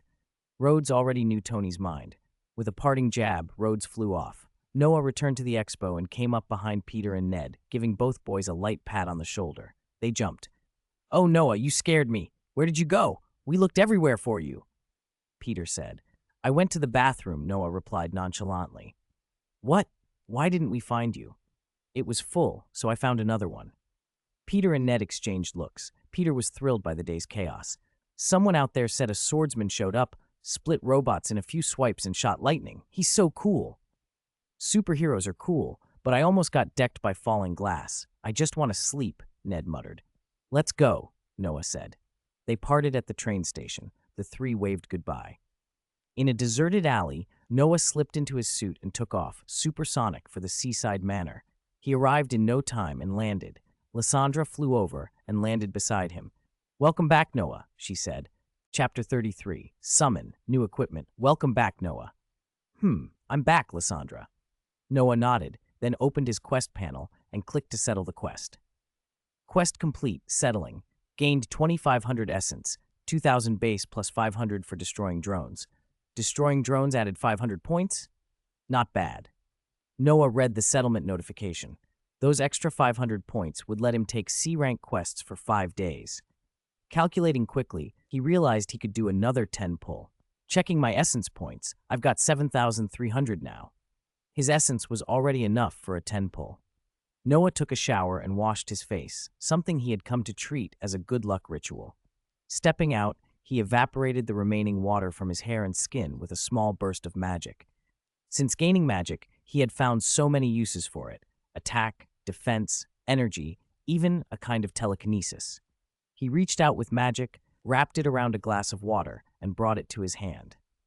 After a sip, he watched the faint glow of mana swirl around his fingers. Reality didn't show a mana bar like the game, but Noah could feel the change in his magical reserves after summoning several heroes. The templates of the heroes he'd taken on had stacked together, increasing both his capacity to store mana and the quality of his magic. Tasks that used to take 2 points of energy now sometimes took 1, and the effects were stronger. Recall the rune system. After summoning 3 heroes, he could already feel the resolve rune strengthening. The system had previously limited the rune's power while he was weak to keep him from being overwhelmed, but as he grew, those restrictions were lifting. "All right, let's do the draw." Noah opened the summon panel and clicked on the 10 pull. A vortex formed. 10 light orbs and treasure chests flew out. He opened the orbs methodically. No brilliant burst of light rushed toward him this time. No hero had been drawn. He felt a twinge of disappointment, but stayed calm. He'd survived many bad luck streaks in games from his previous life.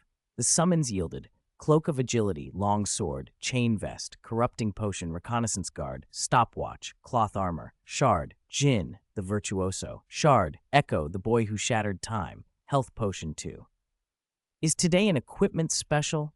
So much gear and 2 shards. Nice. 5 pieces of equipment and 2 hero shards. He took out the shards first. Both were useful. Echo was a research-type hero. His lore said he learned machinery as a toddler and eventually crafted the Hextech Z-Drive to manipulate time. Jin, though mortal, had tremendous potential in terms of alternate skins. Darkstar Jin and Shanghai Scrolls. Jin, both with extraordinary lore. Darkstar has galaxy-level power, and the Shanghai Scrolls version had multiversal implications. The shards weren't only raw power. They carried memories, techniques, and templates. Noah absorbed the shards. It was a little dizzying. Taking in 2 sets of hero impressions at once strained his mind, but useful. The Jin shard gave him combat techniques. The Echo shard lent him innate energetic sensing and some inventive problem-solving instincts. After a few minutes, his head cleared, and ideas that had been fuzzy in the lab 2 days ago suddenly made sense. Even without a full hero, the draw had been worthwhile. He opened the treasure chest next. Gained 2,000 essence. Gained Skin Shard Brolif. Another Skin Shard.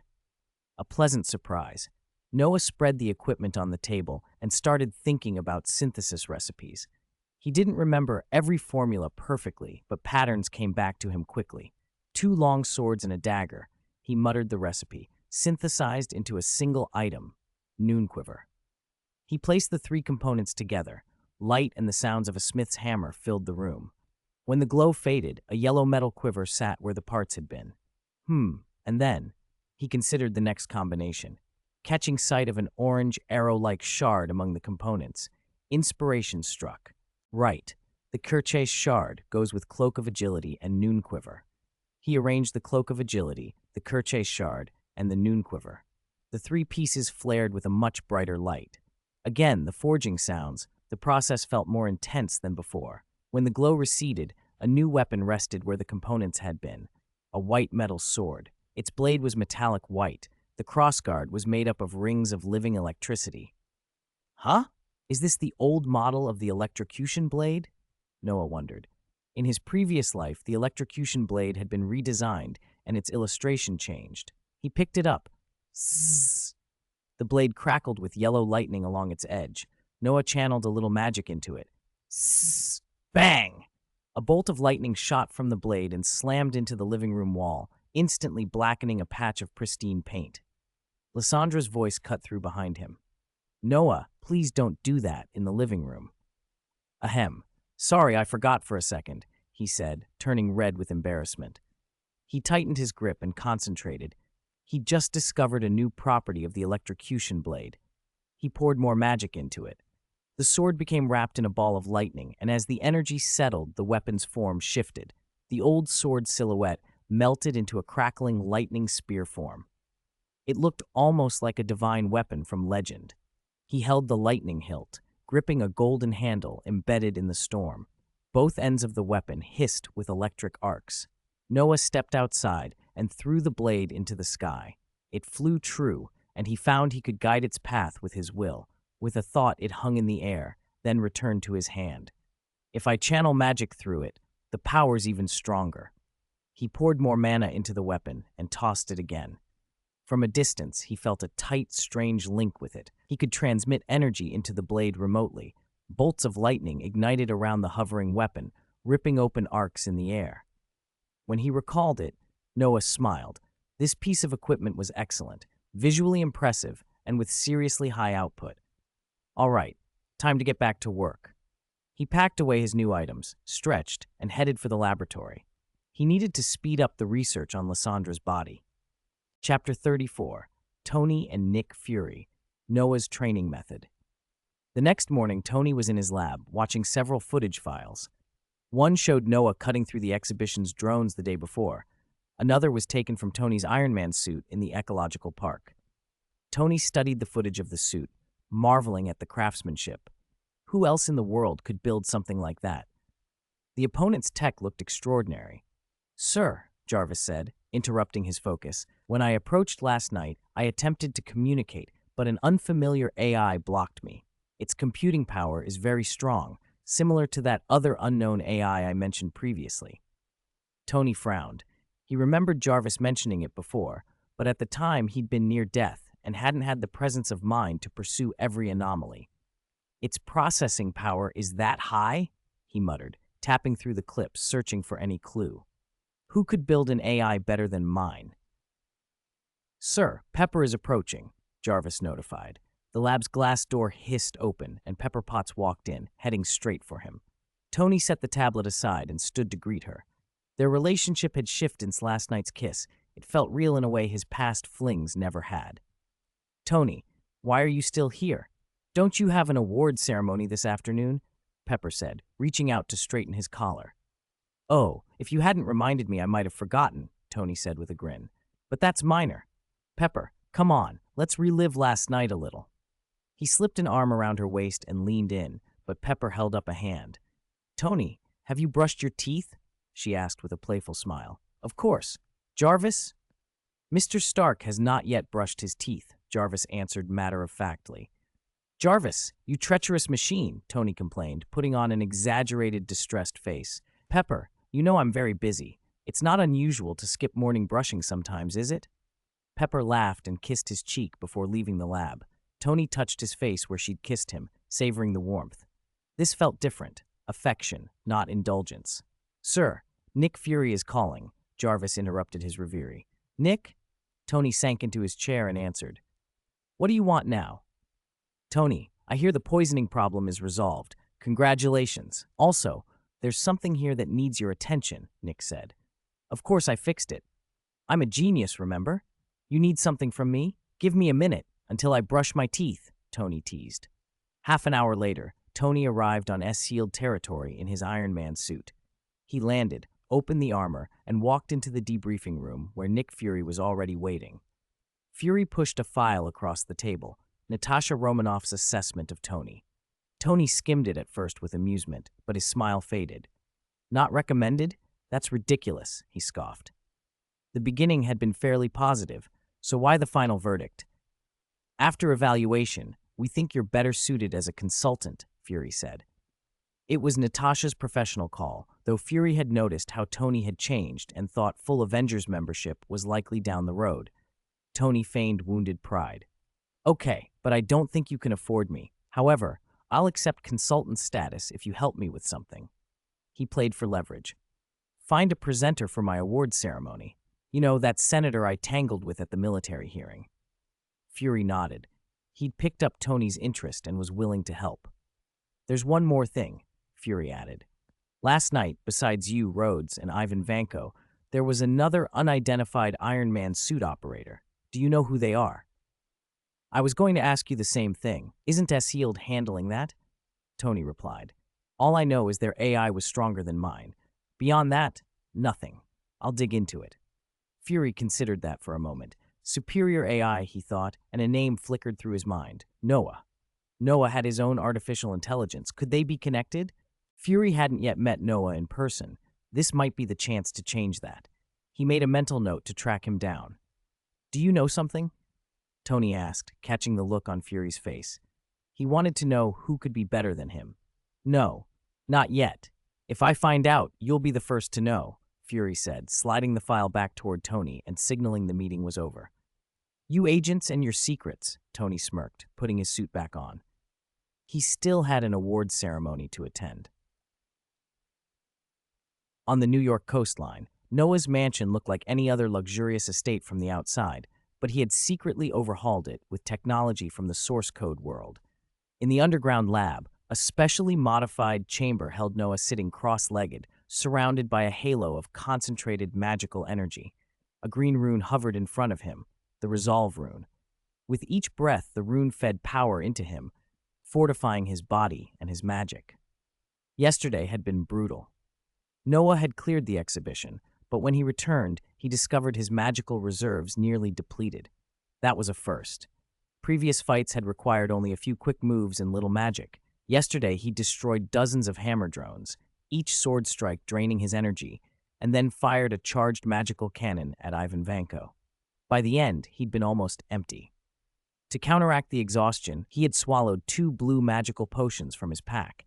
They tasted fruity and slid into his system, rapidly converting into power. The tiredness vanished, and he felt much better. But the experience made him worry. If he continued summoning heroes, small vials wouldn't be enough. As his magical capacity grew, so would his needs. He would need a sustainable source. This world didn't seem rich in ambient magic. Earth doesn't have the same kind of magical flow, he thought.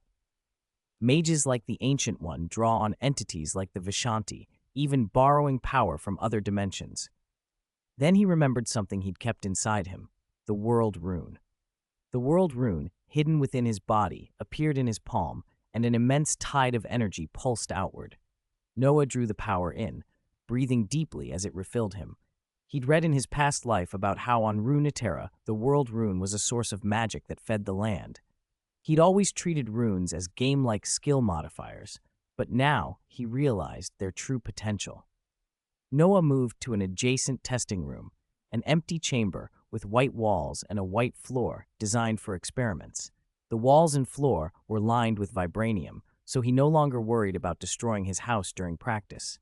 He sat in the center, crossed his legs, and began cultivating the same way he had in Yasuo's template memory. Yasuo had taught him a method of internal absorption, and Noah synchronized with it, drawing the Resolve rune's energy deeper into his body. He trained through the night into morning. Gradually, he felt his physical strength and the quality of his magic improve. If he kept this up, he thought, he'd grow much stronger, even without summoning more heroes. Unbeknownst to him, the rune's power had started to leak outwards from his cultivation chamber, seeping into the land around the mansion. Chapter 35. Uninvited guests outside the manor? I've been cultivating for a day, Noah said. He rose, reached out, and drew the resolve rune back into his body, then stretched. The magic inside him felt full and strong. The world rune was truly a boon. After just one night, Noah could feel his body and his mana significantly strengthened. Lysandra floated up behind him as he left the cultivation room. Noah smiled and stroked his chin. It was time to start building Lysandra's body. They had finished the design together. The two of them walked into the laboratory and approached a control panel. Noah projected the schematics into the air. Lysandra's body creation plan, largely complete, shimmered into view. Noah began debugging. Most of the technical work on the body had actually been Lysandra's. Noah had only recently acquired Heimerdinger's talent and insight and still lacked much of Earth's scientific knowledge. He was assisting and making suggestions. For Lysandra's body, he wanted to borrow ideas from Ultron's construction in Avengers 2, use nanotechnology to emulate human cells, integrate vibranium-like materials to form a humanoid frame. He'd also incorporated Project and Hextech technologies to make the body more compatible with magical energy. This was the final debugging stage. Once it passed, they could begin manufacturing. As Noah worked, Lysandra's voice sounded in his ear. Someone was approaching the villa.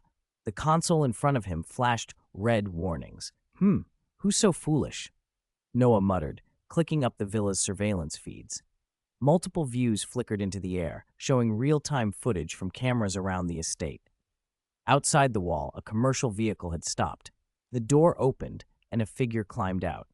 Noah zoomed in and recognized the man instantly, bald, wearing an eye patch, Nick Fury. What was Fury doing here? Noah thought. Why come to him instead of working through S.H.I.E.L.D. to find a mole? If Fury wasn't chasing future intelligence, maybe he wanted answers about Ivan's attack last night. Had Fury figured out that Noah had been the armored figure, or was he here to ask if Noah knew who attacked them? Noah watched as Fury moved. He expected Fury to ring the bell and wait like a regular visitor, but Fury had other ideas. He circled, scanned the walls, then climbed over and slipped into the villa. Noah couldn't help a smile. Fury's movements were practiced and deliberate, old habits. It reminded Noah of Fury's occasional theatrics in old stories, sneaking into people's homes to make an entrance and dominate the conversation. He was entertaining himself, and Noah found it oddly amusing. Noah had left some cameras in plain sight as decorations. Fury was visibly avoiding them. The real cameras were hidden and equipped with optical stealth tech. Fury'd been tricked into thinking the obvious ones were all there was. Noah didn't trigger the villa's defenses. If Fury got inside, there was a surprise waiting. "Come on, Lysandra," Noah said. "Time to meet S.H.I.E.L.D.'s director." Fury reached a side window, flipped over, and dropped into the interior. He paused, scanned the living room, and, finding nobody on the sofa, moved toward it, probably planning to sit and wait. Before he could, the sound of sudden footsteps cut through the room. A huge mechanical claw lunged at him, catching half his body in a single, crushing grip. Fury tried to free himself, but his arms were trapped as well. The claw retracted, hauling him across the room with an unpleasant jerk. When it stopped, Fury looked up and finally took in the thing that had seized him, a 3-meter-tall white robot with a blue glowing core in its chest. Its round head had 2 blue lights for eyes. It held him in one enormous hand and made a few mechanical noises. "Damn it, what is this thing?" Fury snapped, struggling uselessly. On the robot's chest, a line of text lit up. "Master is on the way. Please wait." "Your master? Is it Noah?" Fury asked aloud, since he couldn't break free. The robot didn't look like it would answer in any way he could understand. Instead, a door opened, and Noah and Lysandra appeared. "Blitzcrank, put down our director of S.H.I.E.L.D., Nick Fury," Noah said. Noah recognized the machine at once. Blitzcrank Unit 01, the first unit in the source code series he and Lysandra had built, modeled after Blitzcrank's Apple robot form. Lysandra had already activated its AI. Blitzcrank obeyed with a series of mechanical clicks and set Fury gently on the floor. Then its body contracted, shrinking from 3 meters to just over 2, the robot's everyday size. Fury smoothed his clothes. They were rumpled from the grab. He looked up at Noah. This was their first real meeting. Noah's impression on him was not that of a hardened agent or a mad scientist, but a bright, sunny, handsome young man, far younger than Fury had expected. Director Fury, hello. This is our first meeting, isn't it?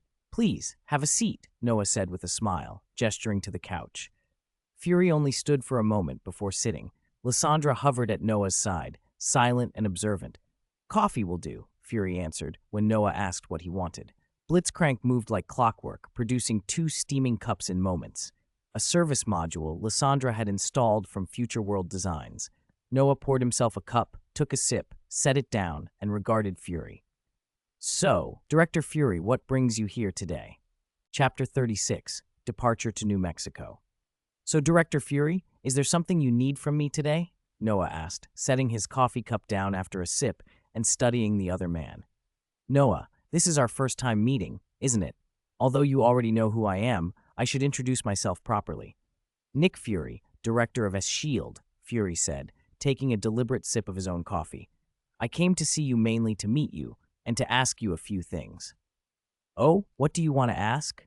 If I know, I'll tell you, Noah replied. You were at the Industry Expo hosted by Stark Industries yesterday, weren't you? Fury asked. Yes. Besides Iron Man and his friend in the suit, there was another high-tech armor at the scene with an unknown identity. Do you know who that was? Fury watched Noah closely. From the start, he'd suspected a connection between Noah and that unknown armored figure.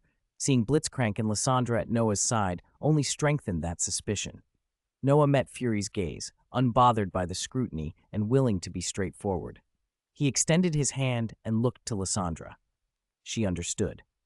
Nanomachines surged from the belt at Noah's waist, flowed up his arm, and formed the gauntlet of the armor. That person was me, Noah said, offering the armored hand. He revealed himself to spare Fury the probing. You? Were these supplied to you by the organization backing you?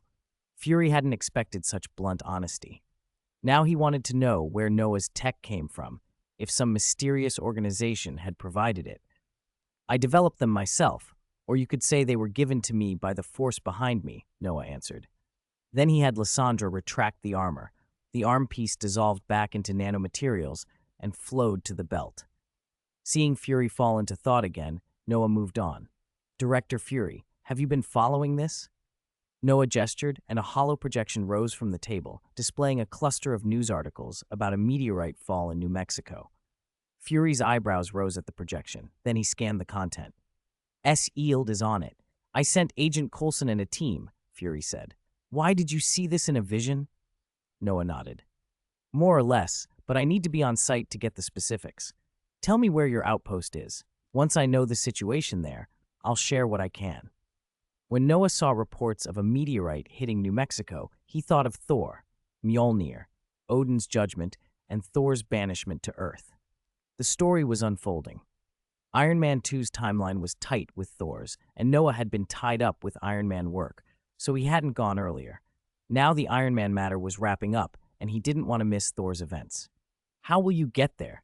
Do you need S.H.I.E.L.D. to send transport? Fury asked after telling Noah where Coulson's team was operating. No, I'll go on my own shortly, Noah said.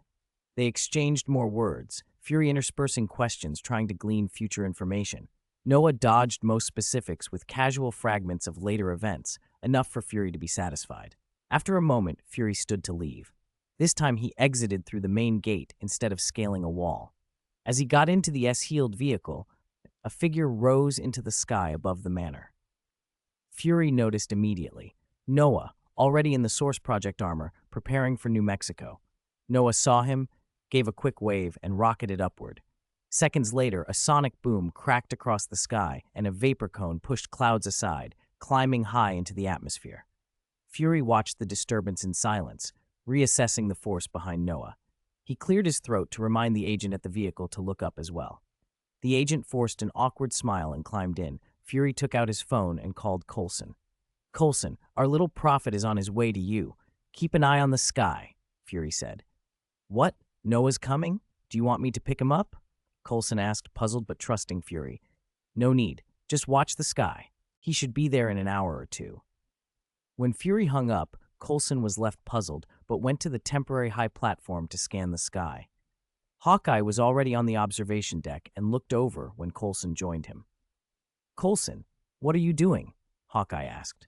"The director said a guest's arriving," Coulson replied. "Then why are you staring at the sky? Is Iron Man coming?" Hawkeye asked. "If someone was arriving, why stay up here waiting?" "No, you'll see soon enough." They resumed their idle talk about the mysterious hammer below, an object they suspected was alien, and spent the next 20 minutes on routine checks. Coulson figured Noah had some time before arriving and headed down to finish paperwork.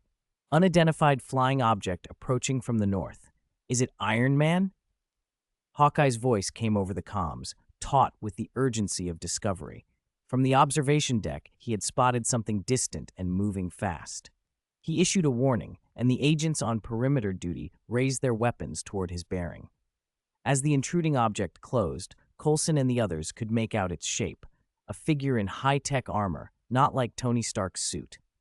Hawkeye had already notched a special arrow, about to fire into the sky, when Coulson's expression hardened and he ordered him to hold fire. He rushed up to the deck. "Barton, wait! Everyone! Lower your weapons! It's one of ours," Coulson said. Noah's voice came through Coulson's earpiece at the same instant. Lysandra had hacked into Coulson's comms to give them advance warning. Seeing the agents cease their aim, Noah slowed and landed on the observation deck a few moments later. How he'd arrived so fast dated back to his explosive takeoff from the manor. Chapter 37, Arrival, Thor's Hammer. Lysandra, how far is the destination town from here? Noah cut through the sky at Mach 4. Since his last trip, he'd upgraded the suit's propulsion again, enough to push him faster than before. The destination is New Mexico, approximately 3,103 kilometers away. At the current speed, you should arrive in about 36 minutes, Lysandra replied. 36 minutes? Noah thought. It felt long. 36 minutes to cover over 3,000 kilometers was already absurdly fast, but he wanted faster. He braked, hovering for a beat, and looked up into the heavens. If he could get out of the atmosphere and into space, there would be almost no drag. He could accelerate far beyond what was possible inside the atmosphere. If conditions allowed, he might even approach relativistic speeds. But first he had to know if he could survive in space. "Lysandra, can I operate in outer space right now?" he asked. "Yes, Noah. I've equipped the suit with full life support and space operation functions. You can operate safely in vacuum," she answered. Relieved, Noah angled the suit straight up and blasted through the troposphere, stratosphere, and mesosphere. He had Lysandra reconfigure the leg armor into auxiliary thrusters for extra thrust. As he climbed, the air thinned and resistance dropped. His speed climbed accordingly. A few minutes later, he cut the engines and let momentum carry him. Below him hung a beautiful blue planet, Earth, small and luminous against the black. Noah let the sight settle in. The suit's shields repelled the cold and radiation. Everything felt untouched. He asked Lysandra to take a picture. This first trip into space had to be commemorated. Nanomachines peeled off from the suit's belt and reassembled into a tiny camera, which adjusted itself and snapped a photo of him posing in the void. "All right, time to go," he said, retracting the nanomachines and plotting the course to the Mjolnir impact site. He handed the flight plan to Lysandra. Precision guidance was her specialty. "You're in control." The suit's bottom plates reconfigured into thrusters and they accelerated. In the vacuum, there was no aerodynamic drag, and Noah began to climb to an eye-watering speed. The stars streaked, the earth blurred. The vibranium-alloyed suit held together without complaint. "Decelerating," Lysandra announced. Noah felt the pull of the brakes as they slowed above the planet. He took one last look at Earth, then dove back into the atmosphere. The descent was crisp. Within minutes, he could see the giant crater marked by the hammer's landing. S-Shield personnel had already established a temporary base around the site. On a raised platform, a man with a bow and arrows stood watch. Hawkeye. "Lysandra, connect me to Coulson's channel," Noah said. If the sharpshooter mistook him for a threat, things could get messy. "Connected," Lysandra confirmed. "Noah?" Coulson's voice came through instantly, sharp with surprise. "It's me," Noah said. "I'm the one in the suit up here." Coulson cut Hawkeye off mid-aim. "Barton, lower it." Barton frowned. Why are you stopping me, Coulson? This is an unknown armored individual. Do you remember that kid I told you about in the director's office? Coulson asked. The little prophet I mentioned? Barton looked Noah over as Noah descended and landed smoothly beside them. The helmet retracted and Noah's face appeared, framed by the warm light of the crater. Good afternoon, Director Coulson, Noah said, keeping his head exposed while the suit remained armored. Good afternoon, Noah. Coulson smiled. We were expecting you. This is Clint Barton, Hawkeye. Noah, nice to meet you, Barton said, extending his hand. Noah's gauntleted hand opened and the armor shelled back to reveal skin. The two shook hands naturally. Why have you come? Coulson asked. Noah pointed. For that. He motioned toward the hammer half embedded in the crater floor and led them down. S-Yield. Scientists in white coats clustered around the artifact, monitoring instruments and trading excited whispers. Many of them paused to glance at the stranger in the advanced armor. Do you know what it is? Coulson asked. Noah didn't answer right away. He walked up and set his hand on the haft of Mjolnir, just to feel it. Of course he couldn't lift it. Odin's enchantment still hung heavy on the weapon. Only those deemed worthy could pick it up and wield the power within. Noah had expected resistance and wanted to test something else. He closed his eyes and reached inward, touching the world rune that lay inside him. The rune power flowed outward, sliding into his hand and trying to envelop the hammer. At first, Mjolnir trembled under the intruding force, but not because the enchantment was loosening, because something inside the hammer was pushing back. The hammer answered the rune with a pressure of its own. Energy readings are spiking. A nearby scientist shouted into his comm, voice edged with alarm as the displays flared. Around the hammer, air began to move. A gust rose from the crater, picking up dust and loose papers. Hawkeye and Coulson felt the force and were pushed back, hands raised to shield their faces from the flying debris. Far away in Asgard, Odin slept, deep in Odin's sleep, but even so a frown tightened the god's closed eyes. He sensed a foreign force probing his son's weapon. Though dormant, the power of the hammer could be called upon, and it answered, rising up to reinforce the enchantment. Noah felt it as well. The resistance pressing back at his rune was not mundane. It was divine, the same Odin force that had been woven into Mjolnir. For a moment, the world rune and the Odin force fought, crackling in that tight space where man-made runic power met ancient divine magic. Noah realized blunt force would take time, more than he could afford, and withdrew the rune, letting the energies settle. The winds died down. The lab technicians scrabbled to reclaim papers and recalibrate equipment. The temporary base looked a little worse for wear. Coulson stepped close to Noah, eyes narrowed. What did you just do, Noah? Noah straightened, trying for a nonchalant shrug he didn't entirely feel. I just made a small test, he said, lifting his hands in a half-apologetic gesture. You want to know about this hammer? I happen to know a little. Chapter 38, Talk to Coulson and Go to Town. So please tell me, Noah, what do you know? In a small meeting room at the temporary base, the three of them sat around a table. Noah had already retracted his battle armor back into the belt and changed into normal clothes. He rested his arm on the table, propped his chin on his left hand, leaned forward a little, and glanced at Coulson and Hawkeye. Coulson, have you ever heard of Norse mythology? Noah asked. Coulson and Barton exchanged puzzled looks. I know a little, Coulson said, but those are myths. Noah gave a faint smile. He'd decided it was time to tell them about the Thor situation. He'd already told Lysandra to pull him anything useful on Norse lore. Pressing a button on his belt, a swarm of nanobots poured out and assembled into a small mechanical projector. Noah set it on the table and a beam of light shot up, displaying images and text. In Norse mythology, a giant cosmic tree grows in the primordial void. The projection shifted to show an enormous tree stretching through the void. 9 worlds hang from that world tree. The projection arranged 9 spheres around the tree. They include Asgard, Thor's homeland, Vanaheim, Alfheim, Midgard, that's our Earth, Jotunheim, Svartalfheim, Helheim, and Muspelheim. Barton peered at the image. So what's the connection between this hammer and Norse myth? You're not saying this is Mjolnir? Noah overlaid an image of a broad-shouldered blonde Norse figure, faceless in the projection, holding a hammer crackling with blue lightning. Yes, this is Mjolnir. What? Seriously, then where's Thor? Why would he throw his weapon away? Coulson's expression tightened. The idea that an artifact from myth might be real was a lot to take in. I don't know, Noah said. Maybe he'll show up later. Maybe he won't. My read is he's probably in the nearby town and will come tonight to try to get it back. Would he threaten humans? Is Odin real? Are these gods dangerous? Coulson pressed. Finding out that a powerful race of beings might exist beyond humanity was the kind of thing Fury needed to know immediately. No, they're not going to invade, Noah said.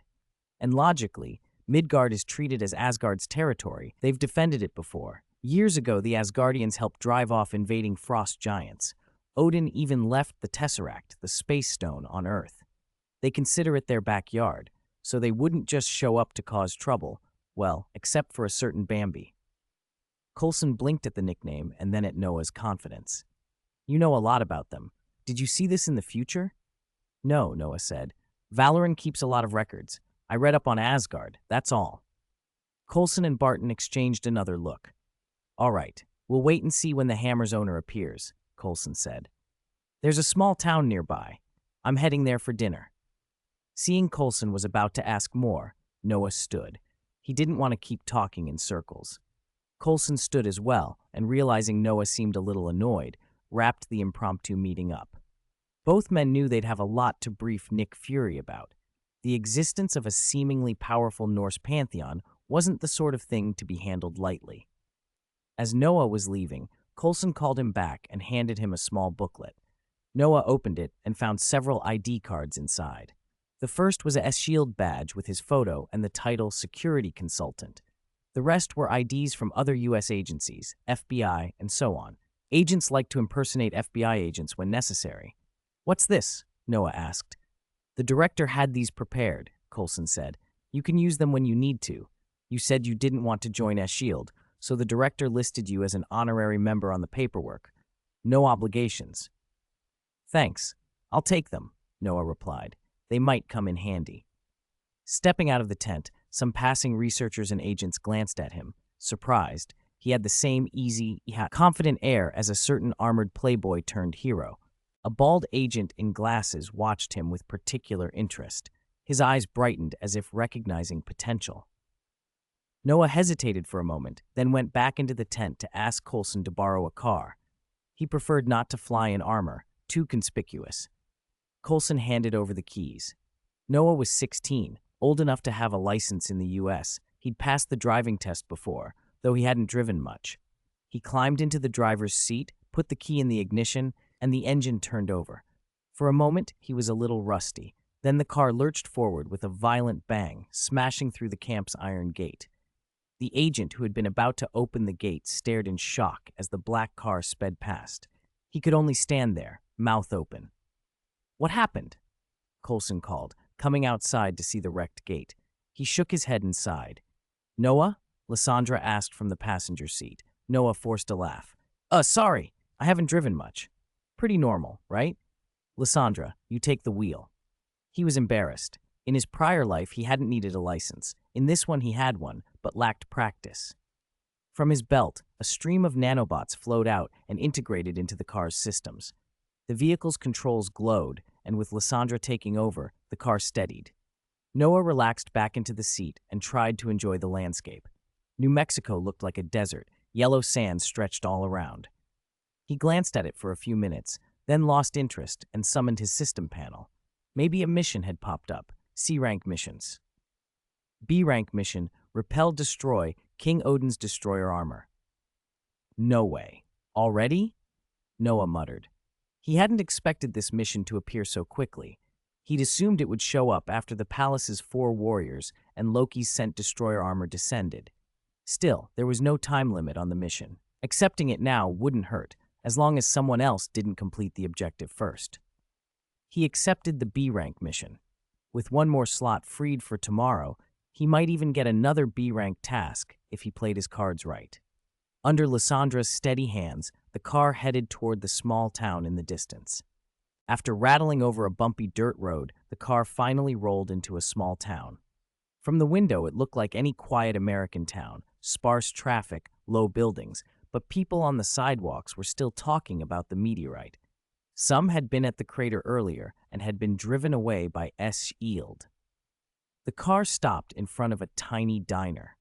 Noah realized he hadn't eaten since dawn and it was almost noon, so he decided to grab something. When he reached for the glass door, two men inside pushed it open and stepped out, laughing. Noah caught snatches of their conversation about an old man who tried to pull Mjolnir with his car at the meteorite crater and ended up wrecking the car instead. Noah smiled. The scene was exactly the sort of cameo Stan Lee was famous for. He pushed the door and went in. Just as he crossed the threshold, there was the sound of breaking glass and a rough male voice shouting, "Crash! Again!" A blond man at a table of 4 had just tossed a cup to the floor. A woman at the table hurried to apologize to the staff and picked up the fragments, scolding the blond man. Noah recognized the group instantly: Jane Foster, Daisy, Dr. Eric Shaway, and Thor. He hadn't expected to run into them so soon, but the town was small. Daisy, watching the newcomer, tugged Jane's sleeve and whispered. The others turned toward the door. Noah gave a faint smile, threaded around people leaving, ordered at the counter, and sat down at an empty table. Thor, who'd felt an unfamiliar magical aura the moment Noah entered, stood up as if to speak. Jane grabbed his arm, worried he might make a scene. "What are you doing?" she hissed. "This person should be a magic user. I'll go say hello," Thor answered earnestly. He slipped free of Jane's hand and crossed the room toward Noah. "No, wait. Oh no, he's going to cause trouble again," Jane fretted, pulling Dr. Eric with her to intercept. But when they arrived, Thor was already sitting opposite Noah. Noah raised an eyebrow. He hadn't planned to seek Thor out, and he wondered what the Asgardian was after. Thor introduced himself without preamble. "Greetings, wizard. I am Thor, eldest son of King Odin, heir to the throne of Asgard." The three who had hurried over looked flustered. Jane mouthed a reprimand at Thor, and Dr. Eric made a little circular motion at his temple to indicate concern about Thor's state of mind. "Noah?" Noah only smiled. "Thor Odinson. I know the name." Thor brightened, then grew serious. He didn't explain the exile or his embarrassment. He didn't need to. "Wizard, I am in need of help. I must retrieve my hammer, Mjolnir. If you aid me, when I regain my power and return to Asgard, I will appoint you Chief Archmage." The three with him froze, exchanging embarrassed looks. Jane tried to take Thor away. Dr. Eric finished the gesture at his temple again, as if to say, "That's his illness." Noah, though, was curious. He let it play out. "If you're looking for Mjolnir," Noah said, "it's about 50 miles west of here. Your hammer is there." "Thank you, wizard," Thor said, genuinely relieved. Jane tugged him away before he could add anything else. "I'm sorry," Dr. Eric told Noah, flushing with awkwardness as the others departed. "My friend has some mental issues." "No problem," Noah said. The others left to follow Thor. Noah's lunch arrived. He picked at it while watching them through the window. Thor went off to search for the hammer, and Dr. Eric and Daisy were trying to dissuade Jane from getting too involved. Noah chewed slowly. The diner food felt coarse after Lyssandra's cooking at home. He missed her meals. He finished and left. He'd rather eat Lyssandra's food from now on. He also thought that Thor would probably still be around tonight. Loki might show up too. It could be an opportunity to meet Asgard's second prince. When Jane, Daisy, and Dr. Eric returned to their temporary quarters, they found everything in disarray. Instruments and research materials gone. A group of agents were loading the last of their stuff into crates. Jane ran in, furious, but the agents ignored her. Agent Coulson, who had just finished briefing his superiors about Noah's information, was present. S-Shield had decided the three had dug too deep into the event and were seizing the data. After a few tense words and the last of Jane's notebooks being taken, she stopped arguing, despite Dr. Eric's attempts to intervene. There was nothing to be done against an official agency. The three sat on the roof for a while, brooding, then decided to go out and buy essentials to clear their heads. While Daisy and Dr. Eric wandered a shop for supplies, Jane waited in the car. She spotted Thor walking toward a storefront, and an idea formed. She followed him inside just in time to hear him ask the clerk, very seriously, "Give me a horse." The clerk blinked. "Sir, this is a pet store, not a stable. We don't have horses, only dogs, cats, birds." A car horn outside cut him off. Jane leaned out of the open window, hair catching the light, and called up to Thor, "Need a ride?" Chapter 40. Thor, Hammer God? Night draped the desert in a strange hush. The dunes rose like sleeping beasts under the moon, and the distant lights of town blinked like pinpricks. New Mexico's desert was hot and dry by day, but the temperature fell sharply after sunset. On a sandy road outside town, a car drove west, carrying Jane and Thor toward the meteor crater 50 miles away. The tires whispered over sand. The only sounds were the wind and the engine. Thor narrated the story of the Bifrost, while Jane drove, distracted but enraptured. With no other cars on the road, they talked and laughed the whole way. Over the course of the drive, their relationship warmed. Thor, who had spent centuries wrapped up in war, found himself strangely calm now that his power was sealed. He lingered on Jane's face as he spoke and felt a new tenderness for the human woman beside him. In the movies, they'd become an official couple in Thor. The Dark World. In the first film, they'd only begun to fall for each other before Thor smashed the Bifrost and vanished, keeping them apart for years. Those details didn't matter here. Theirs was a private, growing closeness, made more fragile by the uncertain nature of this world. Far from city lights, the night sky was a scatter of stars. Moonlight rimmed the dunes as they neared the crater. Meanwhile, Noah had no idea that romance was blooming in the car. After dinner, he'd run into Coulson and the others and learned S.H.I.E.L.D. intended to confiscate Jane's equipment and data. He didn't intend to stop them. He figured once they knew Jane was with Thor, S.H.I.E.L.D. would hand everything back, and he went back to camp with them. Night had fallen when Noah, Coulson, and Barton found themselves on the high platform overlooking the site where Mjolnir lay. A fine rain had started, making the desert chill deeper. Noah had told them the thunder god would come for his hammer that night, and Coulson, used to dealing with more terrestrial problems, found the idea baffling. How do you handle a god? Fury should probably be called, he thought, but Noah had insisted he could manage it alone. So Coulson, half believing, waited. "Don't worry, he'll be here soon. Look over there," Noah said. Through the rain, Noah picked out a dark figure, lifting an iron section of fence and slipping inside the perimeter. Coulson and Barton followed his gaze and saw it too, someone moving under cover of night toward Mjolnir. To them, the intruder looked like any thief. The monitoring room immediately flagged the breached fence. Coulson's agent reported in. Coulson, unsure how to handle a god behaving like a burglar, looked at Noah. Noah told him to act normally, act as they always would. Coulson nodded and ordered the agents to intercept. Thor made his way across the compound, and the agents met him. They fought hard. Their training showed, but Thor's 1,000 years of battle experience were no small thing. He swiftly neutralized several attackers. Those who tried to fire were disarmed before the gun could be used. Thor didn't need to know what a gun was. He simply stopped it. "Is that really Thor? He looks like an ordinary guy," Barton muttered from the railing. Coulson had the same thought. "Where was the lightning?" "No lightning because he doesn't have his power right now," Noah said. "He needs Mjolnir to restore it. At the moment, he's just a very strong mortal." Coulson and Barton exchanged shocked looks. "So anyone could pick it up now?" Coulson wondered aloud. He imagined military interest, scientific study, opportunistic theft. "We could." "Don't even think about it," Noah snapped.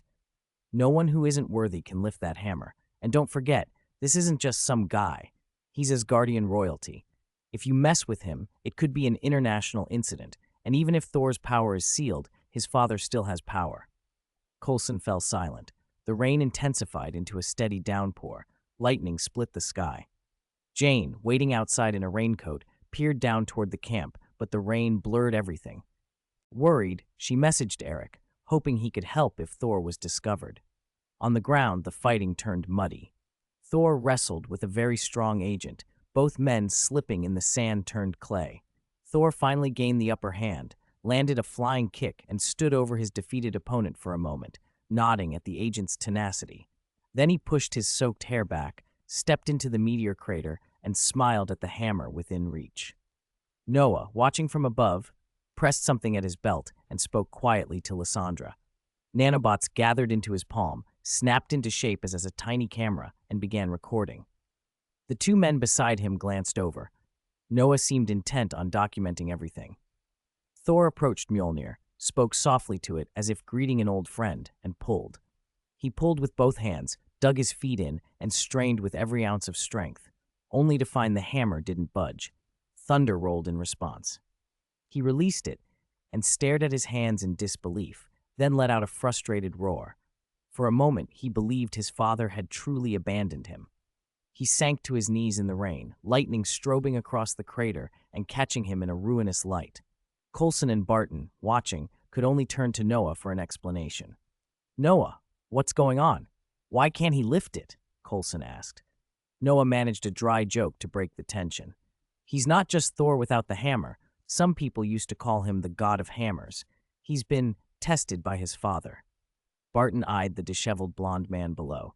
"He can fight, though. Still, this looks rough. We should go down." Noah had already snapped enough photos and tucked his camera away.